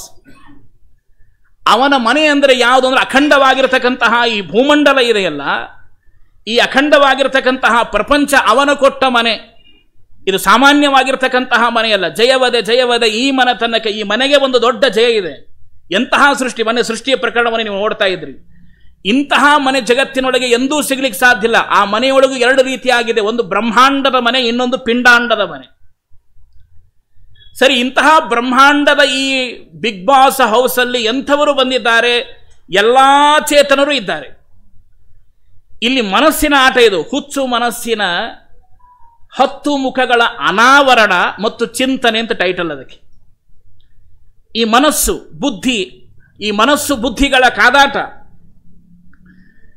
ಆ ವಿಷಯಗಳನ್ನು ನೋಡ್ತಾ ಇದ್ದಾಗ ನನಗೂ ಬಹಳಷ್ಟು ಆಲೋಚನೆ, ಬರೆಯೋ ಮುಂದಾಗ ಏನೋ ತಗೋಬೇಕು ಅಂತ ನಾನು ಆಲೋಚನೆ ಮಾಡಿದೆ. ಆದರೆ ಬರೆಯುವಂತಹ ಸಂದರ್ಭದೊಳಗೆ ನನಗೆ ಕೆಲವು ವಿಚಾರಗಳು ಹೀಗೆ ಹೊಳಿತು ಅಂತಂದರೆ, ಅದರ ವಿವರಣೆಯನ್ನು ಒಂದು ಸಂದರ್ಭದಲ್ಲಿ ನಿಮಗೆ ತೋರಿಸಿಬಿಡ್ತೇನೆ. ಇಲ್ಲೇ ಹೇಗಾದರೂ ನೀವು ಇರೋ ಕಾರಣದಿಂದ. ಇದು ಅದಕ್ಕೆ ಸಂಬಂಧಪಟ್ಟಂತೆ ಒಂದು ಚಿತ್ರ. ಇದು ಇಲ್ಲಿ ಕಣ್ಣಿದೆ, ಇಲ್ಲಿ ಅಖಂಡವಾದ ಭೂಮಂಡಲ ಇದೆ, ಇಲ್ಲಿ ವಿಶೇಷವಾಗಿ ಮನಸ್ಸಿದೆ. ಇಲ್ಲಿ ಮೊನ್ನೆ ಅಯೋಧ್ಯ ರಾಮಚಂದ್ರ ದೇವರು, ಅವನ ದೃಷ್ಟಿ, ಅವನ ಕಣ್ಣಿನ ಕ್ಯಾಮ್ರಾ ಮುಂದೆ ಜಗತ್ತಿನೊಳಗೆ ಯಾವುದೂ ಅಲ್ಲ. ಇದು ಬಹಿರಂಗದ ಕ್ಯಾಮ್ರಾ, ಇವತ್ತಿನ ಕ್ಯಾಮ್ರಾ ಆಗಿದರೆ, ದೇವರು ಅನಂತ ಜನ್ಮದೊಳಗೆ ಅಂತರಂಗದಲ್ಲೂ ಕ್ಯಾಮ್ರಾ ಇಟ್ಟಿದ್ದಾನೆ, ಬಹಿರಂಗದಲ್ಲೂ ಕ್ಯಾಮ್ರಾ ಇಟ್ಟಿದ್ದಾನೆ. ಆ ವಿಶೇಷವಾಗಿರ್ತಕ್ಕಂತಹ ಚಿಂತನೆ ಆ ಭಗವಂತನ ಕಣ್ಣಿನಿಂದ ತಪ್ಪಿಸಿಕೊಳ್ಳಲು ಯಾರಿಂದಲೂ ಸಾಧ್ಯ. ಹೀಗಾಗಿ ಇದು ಮೆದುಳು, ಇದು ಮನಸ್ಸು. ಈ ಮನಸ್ಸು ಎಷ್ಟು ಸೂಕ್ಷ್ಮ! ಈ ಮನಸ್ಸಿನಲ್ಲಿ ಈ ತತ್ವಜ್ಞಾನ ಇರಬೇಕು. ಋಷಿಮುನಿಗಳು ಉಪದೇಶ ಮಾಡಿದ್ದು, ಗೋಪಾಲದಾಸರು, ಅನೇಕ ಮಹಾನುಭಾವರು ಉಪದೇಶ ಮಾಡಿದ್ದು ಈ ಮನಸ್ಸೊಳಗೆ ಇದ್ದರೆ, ಇಲ್ಲಿ ಕೃಷ್ಣ ಪರಮಾತ್ಮ ಉಪದೇಶ ಮಾಡ್ತಾ ಇದ್ದಾನೆ.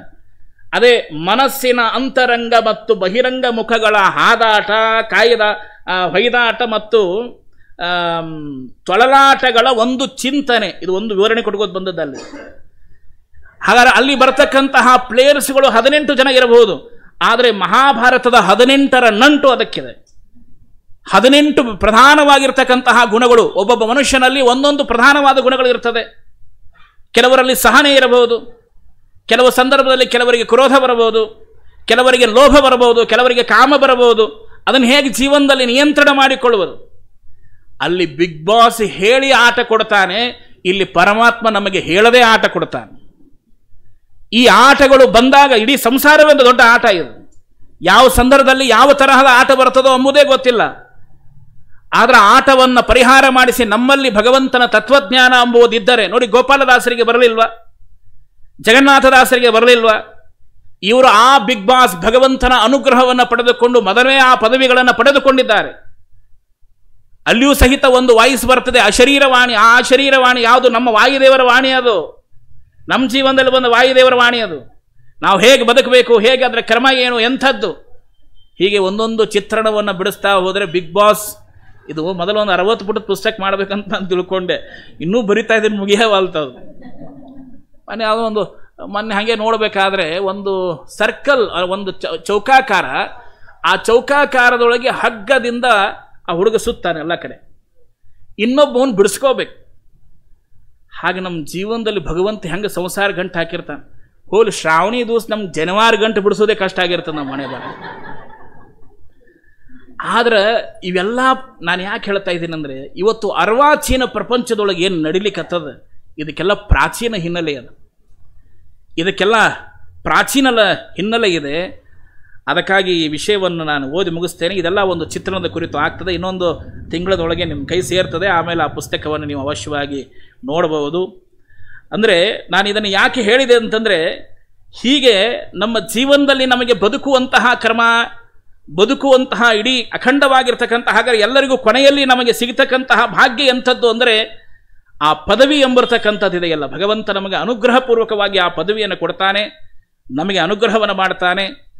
ಅದಕ್ಕಾಗಿಯೇ ಅದನ್ನು ಬರೆಯುವಾಗ ನಾನು ಅಲ್ಲಿ ಬರೆದದ್ದು, ಬಿಗ್ ಬಾಸ್ ಅಂದರೆ ಸಾಕು ಕೆಲವರಿಗೆ ಪರಮಾನಂದ, ಇನ್ನು ಕೆಲವರಿಗೆ ಬ್ರಹ್ಮಾನಂದ ಸಹೋದರ, ಅದಕ್ಕಿಂತ ಜಗತ್ತೊಳಗೆ ಯಾವುದೂ ಇಲ್ಲ ಅಂತ ತಿಳ್ಕೊತಾರೆ. ಕೆಲವರಿಗೆ ಉತ್ಸಾಹದ ಚಿಲುಮೆ, ಎಂಥವರನ್ನು ಮೋಹಗೊಳಿಸುವಂತಹ ಮೋಹಕದಾಟ ನಮ್ಮ ಜೀವನದಲ್ಲೇ ಇದೆ, ಬೇರೆ ಕಡೆ ಇಲ್ಲ. ಅಷ್ಟು ಮಾತ್ರ ಅಲ್ಲ, ಲಿಂಗ ಭೇದವಿಲ್ಲದೆ ಸರ್ವರಿಂದಲೂ ಮಾನ್ಯವಾದ ಆಟ. ಇದು ಹುಚ್ಚು ಮನಸ್ಸಿನ ಅನಾವರಣ ಅಥವಾ ಹುಚ್ಚು ಮನಸ್ಸಿನ ಅನಾವರಣದ ನಿಯಂತ್ರಣವೋ. ಕೆಲವರಿಗೆ ಇದೇ ಸ್ವರ್ಗ, ಇದು ಬಿಟ್ಟರೆ ಮತ್ತೆ ಬೇರೆ ಇಲ್ಲ ಅಂತ ತಿಳ್ಕೊಳ್ತಾರೆ. ಕೆಲವರಿಗೆ ಇದುವೇ ಮೋಕ್ಷ. ಈ ಪ್ರಾಪಂಚಿಕವಾಗಿರತಕ್ಕಂತಹ ಪಿಂಡಾಂಡದ ಬಿಗ್ ಬಾಸ್ ಹೌಸದಿಂದ ಹೊರಗಡೆ ಹೋಗುವುದೇ ಮೋಕ್ಷ. ಮೋಕ್ಷ ಎಂಬುದು ಬೇರೆ ಯಾವುದೂ ಅಲ್ಲ, ಇದರಿಂದ ಹೊರಗಡೆ ಹೋಗುವುದೇ ಮೋಕ್ಷ. ಹೀಗಾಗಿ ಇದು ಎಂಥವರನ್ನು ಆಕರ್ಷಿಸಿದೆ ಅಂದರೆ, ಸಣ್ಣ ಮಗು ಶಿಶುವಿನಿಂದ ವೃದ್ಧರವರೆಗೆ ಆಕರ್ಷಿಸಿದ ಆಕರ್ಷಣೆಯ ಶಕ್ತಿ ಇದರಲ್ಲಿದೆ. ಮನುಷ್ಯನ ಮನಸ್ಸನ್ನು ಬಂಧಿಸುವ ಬಂಧಕ ಶಕ್ತಿ ಇದರಲ್ಲಿ. ಒಂದು ಸಂಹಿತೆಯಲ್ಲ, ಕಾಂತಾ ಸಂಹಿತೆ, ಮಿತ್ರ ಸಂಹಿತೆ, ಪ್ರಭು ಸಂಹಿತೆ, ಮಹಾಸಂಹಿತೆ ಎಲ್ಲವೂ ಸೇರಿದೆ. ಅಷ್ಟು ಮಾತ್ರ ಅಲ್ಲ, ಇಂತಹ ಅದ್ಭುತವಾಗಿರ್ತಕ್ಕಂತಹ ಈ ಬಿಗ್ ಬಾಸ್ ಹೌಸ್ದೊಳಗೆ ಅನೇಕ ತರಹದ ಸಮಸ್ಯೆಗಳು ಬರ್ತದೆ, ಅನೇಕ ತರಹದ ವಿಚಾರಗಳು ಬರ್ತದೆ. ಅಲ್ಲಿ ಹೋದಾಗ ನಮಗೆ ಆಹಾರ ಸಿಗೋದಿಲ್ಲ. ಕೆಲವರು ಹೇಳ್ತಿರ್ತಾರೆ ಆಹಾರ ಸಿಗೋದಿಲ್ಲ, ಅದಾಗ್ತದೆ ಇದಾಗ್ತದೆ. ನಮ್ಮ ಆಹಾರಕ್ಕಾಗಿ ನಾವೇ ಬಡದಾಡಬೇಕಾಗ್ತದೆ, ಅಸ್ತಿತ್ವಕ್ಕಾಗಿ ಹೋರಾಟ ಮಾಡಬೇಕಾಗ್ತದೆ. ಏನೇನು ಘಟನೆಗಳಿದೆಯೋ ಅದೆಲ್ಲವೂ ಸಹಿತ ನಮ್ಮ ಆಧ್ಯಾತ್ಮದ ತತ್ವದ ಚಿಂತನೆಯಲ್ಲೇ ನಾವು ನೋಡಿದ್ದು. ಆದರೆ ನಮ್ಮ ಜೀವನದಲ್ಲಿ ಇದನ್ನೆಲ್ಲ ಗೆದ್ದು ಅನೇಕ ಮಹನೀಯರು, ಇಷ್ಟು ಮಾತ್ರ ಅಲ್ಲ, ಈ ಬಿಗ್ ಬಾಸ್ ಕಪ್ಪನ್ನು ಪಡ್ಕೊಂಡವ್ರಿ. ಈಗಿದು ಲೌಕಿಕ ಬೇರೆ. ನಮ್ಮ ಜೀವನದಲ್ಲಿ ಇಂತಹ ಬಿಗ್ ಬಾಸ್ ಹೌಸನ್ನು ಈಸಿ ದಾಟಿ ದೊಡ್ಡ ದೊಡ್ಡ ಪದವಿಯನ್ನು ಪಡೆದುಕೊಂಡಿರತಕ್ಕಂತಹ ಅನೇಕ ಮಹರ್ಷಿಗಳು, ರಾಜರ್ಷಿಗಳು, ಮಹಾಜ್ಞಾನಿಗಳು, ಪುರಂದರದಾಸರಾಗಿರಬಹುದು, ಸಾಕ್ಷಾತ್ ವಿಶೇಷವಾಗಿ ವಿಜಯದಾಸರಾಗಿರಬಹುದು, ಗೋಪಾಲದಾಸರಾಗಿರಬಹುದು, ಜಗನ್ನಾಥದಾಸರಾಗಿರಬಹುದು, ಇವರು ಎಲ್ಲರೂ ಸಹಿತ ಈ ಮನೆಯನ್ನು ಹೇಗೆ ಬಳಸ್ಕೋಬೇಕು, ಈ ಮನೆಯಲ್ಲಿ ಹೇಗಿರಬೇಕು, ಹೇಗೆ ಬದುಕಬೇಕು, ಕಾಮಕ್ರೋಧ ಮದಮತ್ಸರಾದಿ ಲೋಭ ಮೋಹಗಳು ಬಂದಾಗ ಹೇಗಿರಬೇಕು, ಷಡೂರ್ಮಿಗಳು 6 ತೆರೆಗಳು ಅಂತಾರೆ, ಅಶನರಾಗ ದ್ವೇಷ ಪಿಪಾಸಾದಿಗಳು ಅವುಗಳು ಬಂದಾಗಲೂ ಹೇಗಿರಬೇಕು, ಈ ಮನಸ್ಸನ್ನು ಹೇಗೆ ನಿಯಂತ್ರಣ ಮಾಡಿಕೊಳ್ಳಬೇಕು, ಮನಸ್ಸಿನ ಮೇಲೆ ಬುದ್ಧಿ ಹೇಗೆ ನಿಯಂತ್ರಣ ಮಾಡಬೇಕು, ಈ ಎಲ್ಲ ಚಿಂತನೆಗಳೇ ಬಿಗ್ ಬಾಸ್ ಆಟದಲ್ಲಿ ಒಂದು ವಿಶೇಷವಾದ ಅಧ್ಯಾತ್ಮ ತತ್ವ. ಇದರ ಟ್ರೇಲರ್ ಮಾತ್ರ ನಾನು ಈಗ ನಿರೂಪಿಸಿದ್ದೇನೆ. ಮುಂದಿನ ಸಂದರ್ಭಗಳಲ್ಲಿ ನಾನು ಅದರ ಸಂಪೂರ್ಣವಾಗಿರ್ತಕ್ಕಂತಹ ಚಿತ್ರಣವನ್ನು ಇನ್ನೊಂದು ತಿಂಗಳದೊಳಗೆ ನಾನು ಅದನ್ನು ಮುಗಿಸುವಂತಹ ಪ್ರಯತ್ನವನ್ನು ಮಾಡಿ ಪುಸ್ತಕ ರೂಪದಲ್ಲಿ ತರಬೇಕು ಅಂತ ಹೇಳಿ ಆಲೋಚನೆ ಮಾಡಿ ಬರೀತಾ ಇದ್ದೇನೆ. ಇನ್ನು ದೇವರ ಅನುಗ್ರಹದಿಂದ ಕೈಗೂಡಿಸಲಿ. ಇಷ್ಟೇ, ನಾವು ಯಾರ ಜನರಿಗೆ ಏನು ಆಕರ್ಷಣೆ ಇರ್ತದೋ ತನ್ಮೂಲಕವಾಗಿ ಅಧ್ಯಾತ್ಮ ತತ್ವದ ಚಿಂತನೆ ಮಾಡಿಸುವಂಥದ್ದಷ್ಟೇ ಬಿಟ್ಟರೆ ಇದರಲ್ಲಿ ಯಾವುದೋ ಪಾಂಡಿತ್ಯದ ಸಮರ್ಥನೆ ಮಾಡಿಕೊಳ್ಳುವಂಥದ್ದಂತ ಅರ್ಥ ಅಲ್ಲ. ಹೀಗಾಗಿ ಎಲ್ಲ ಗುರುಗಳು ಆ ಕಾರ್ಯವನ್ನು ವಿಶೇಷವಾಗಿ ಮಾಡಿಸಲಿ ಅಂತ ಈ ಸಂದರ್ಭದಲ್ಲಿ ತಿಳಿಸಿ, ಈ ಒಂದು ವಿಶೇಷವಾದ ಗೋಪಾಲದಾಸರ ಮತ್ತು ಇವತ್ತು ನಿನ್ನೆ ನರಹರಿ ತೀರ್ಥರ ಆರಾಧನೆ, ಇವತ್ತು ಮಹಾನುಭಾವರಾದ ಸತ್ಯಾಭಿಜ್ಞ ತೀರ್ಥ ಶ್ರೀಪಾದಂಗಳವರ ಆರಾಧನೆ, ಹೀಗೆ ಅನೇಕ ಮಹನೀಯರ ಆರಾಧನೆಯ ಈ ಸಂದರ್ಭದಲ್ಲಿ ಎಲ್ಲ ಗುರುಗಳ ಸ್ಮರಣೆಯನ್ನು ನಾವು ಮಾಡಿದ್ದೇವೆ. ಈ ವಿಜಯನಗರ ಮಾಧ್ವ ಸಂಘದಲ್ಲಿ ಒಂದು ತಿಳಿದುಕೊಳ್ಳಿ, ಕೊನೆಯಲ್ಲಿ ವಿಜಯ ಸಿಗಬೇಕು ಅಂತಾದರೆ ಈ ವಿಜಯನಗರ ಮಾಧ್ವ ಸಂಘಕ್ಕೆ ಬರಬೇಕು. ನಾನು ಹೇಳಿದಲ್ಲ, ವಿಕ್ಟರಿ ಅಂತ ಕರೀತಾರೆ. ಈ ಬಿಗ್ ಬಾಸ್ ಹೌಸಲ್ಲಿ ವಿಕ್ಟರಿ ಸಿಗಬೇಕು ಅಂದರೆ ವಿಜಯನಗರ. ಅದಕ್ಕಾಗಿ ಈ ಬಿಗ್ ಬಾಸ್ ಹೌಸಲ್ಲಿ ನೀವು ಬಂದು ಭಗವಂತನ ನಾಮ ಸಂಕೀರ್ತನೆ ಕೇಳಿದರೆ ಅವರಿಗೆ ವಿಜಯ ಫಿಕ್ಸ್, ಅದರಲ್ಲಿ ಯಾವ ಸಂಶಯವೂ ಇಲ್ಲ. ದೇವರನ್ನು ನಂಬಿದರೆ ವಿಜಯ ಫಿಕ್ಸ್, ಅದರಲ್ಲಿ ಯಾವ ಸಂಶಯವೂ ಇಲ್ಲ. ಹೀಗಾಗಿ ಎಲ್ಲ ಪದಾಧಿಕಾರಿಗಳು, ಶ್ರೀಧರ ಮೂರ್ತಿಗಳು, ಆಮೇಲೆ ಅನೇಕ ನಮ್ಮ ಕಲಘಟಗಿಯವರು, ಅನೇಕರು ಸಹಿತ ನಮ್ಮ ಗಗನ್, ಎಲ್ಲರಿಗೂ ಏನು ಅಂದರೆ ಏನದು ಯೂಟ್ಯೂಬ್ಗಳ ಮೂಲಕವಾಗಿ ಎಲ್ಲ ಕಡೆಗೂ ಸಹಿತ ವಿಷಯಗಳನ್ನು ಬಿತ್ತರಿಸೋದು, ಇದು ಒಂದು ದೊಡ್ಡದಾಗಿರ್ತಕ್ಕಂತಹ ಜ್ಞಾನ ಸೇವೆ. ಎಲ್ಲ ಪದಾಧಿಕಾರಿಗಳು, ಎಲ್ಲರ ಹೆಸರು ತಗೊಳ್ಳೋ ಭಾಳ ಹೊತ್ತಾಗುತ್ತೆ. ಎಲ್ಲ ಪದಾಧಿಕಾರಿಗಳು, ಎಲ್ಲ ಸ್ತ್ರೀಯರು, ಅನೇಕ ಭಜನಾ ಮಂಡಳಿಯವರು ಇವತ್ತು ಗೋಪಾಲದಾಸರ ಕುರಿ ವಿಶೇಷವಾದ ಭಜನೆಗಳನ್ನು ಮಾಡಿದ್ದಾರೆ. ಎಲ್ಲರೂ ಭಕ್ತಿಯಿಂದ ಈ ವಾರವನ್ನು ಮಾಡಿರ್ತಕ್ಕಂಥದ್ದು, ಪಾರಾಯಣವನ್ನು ಮಾಡಿರ್ತಕ್ಕಂಥದ್ದು ಎಲ್ಲವೂ ಸಹಿತ ಮಾಡಿದ್ದೀರಿ. ಎಲ್ಲದೂ ಗೋಪಾಲದಾಸರು ವಿಶೇಷವಾಗಿ ನಮಗೆಲ್ಲರಿಗೂ ಸಹಿತ ಅನುಗ್ರಹವನ್ನು ಮಾಡಿ ನಮಗೆ ವಿಶೇಷವಾಗಿರ್ತಕ್ಕಂತಹ ಎಲ್ಲರಿಗೂ ಜ್ಞಾನಭಕ್ತಿ ವೈರಾಗ್ಯವನ್ನು ಕೊಡಲಿ ಅಂತ ಹೇಳ್ತಾ ಮತ್ತೊಮ್ಮೆ ಎಲ್ಲ ಪದಾಧಿಕಾರಿಗಳಿಗೆ ಕೃತಜ್ಞತೆಗಳನ್ನು ಸಲ್ಲಿಸ್ತಾ ಈ ವಾಂಗ್ಮಯ ಸೇವೆಯನ್ನು ಸಮರ್ಪಣೆ ಮಾಡೋಣ. ಮಧ್ವೇಶಾರ್ಪಣಮಸ್ತು. ಶ್ರೀಕೃಷ್ಣಾರ್ಪಣಮಸ್ತು.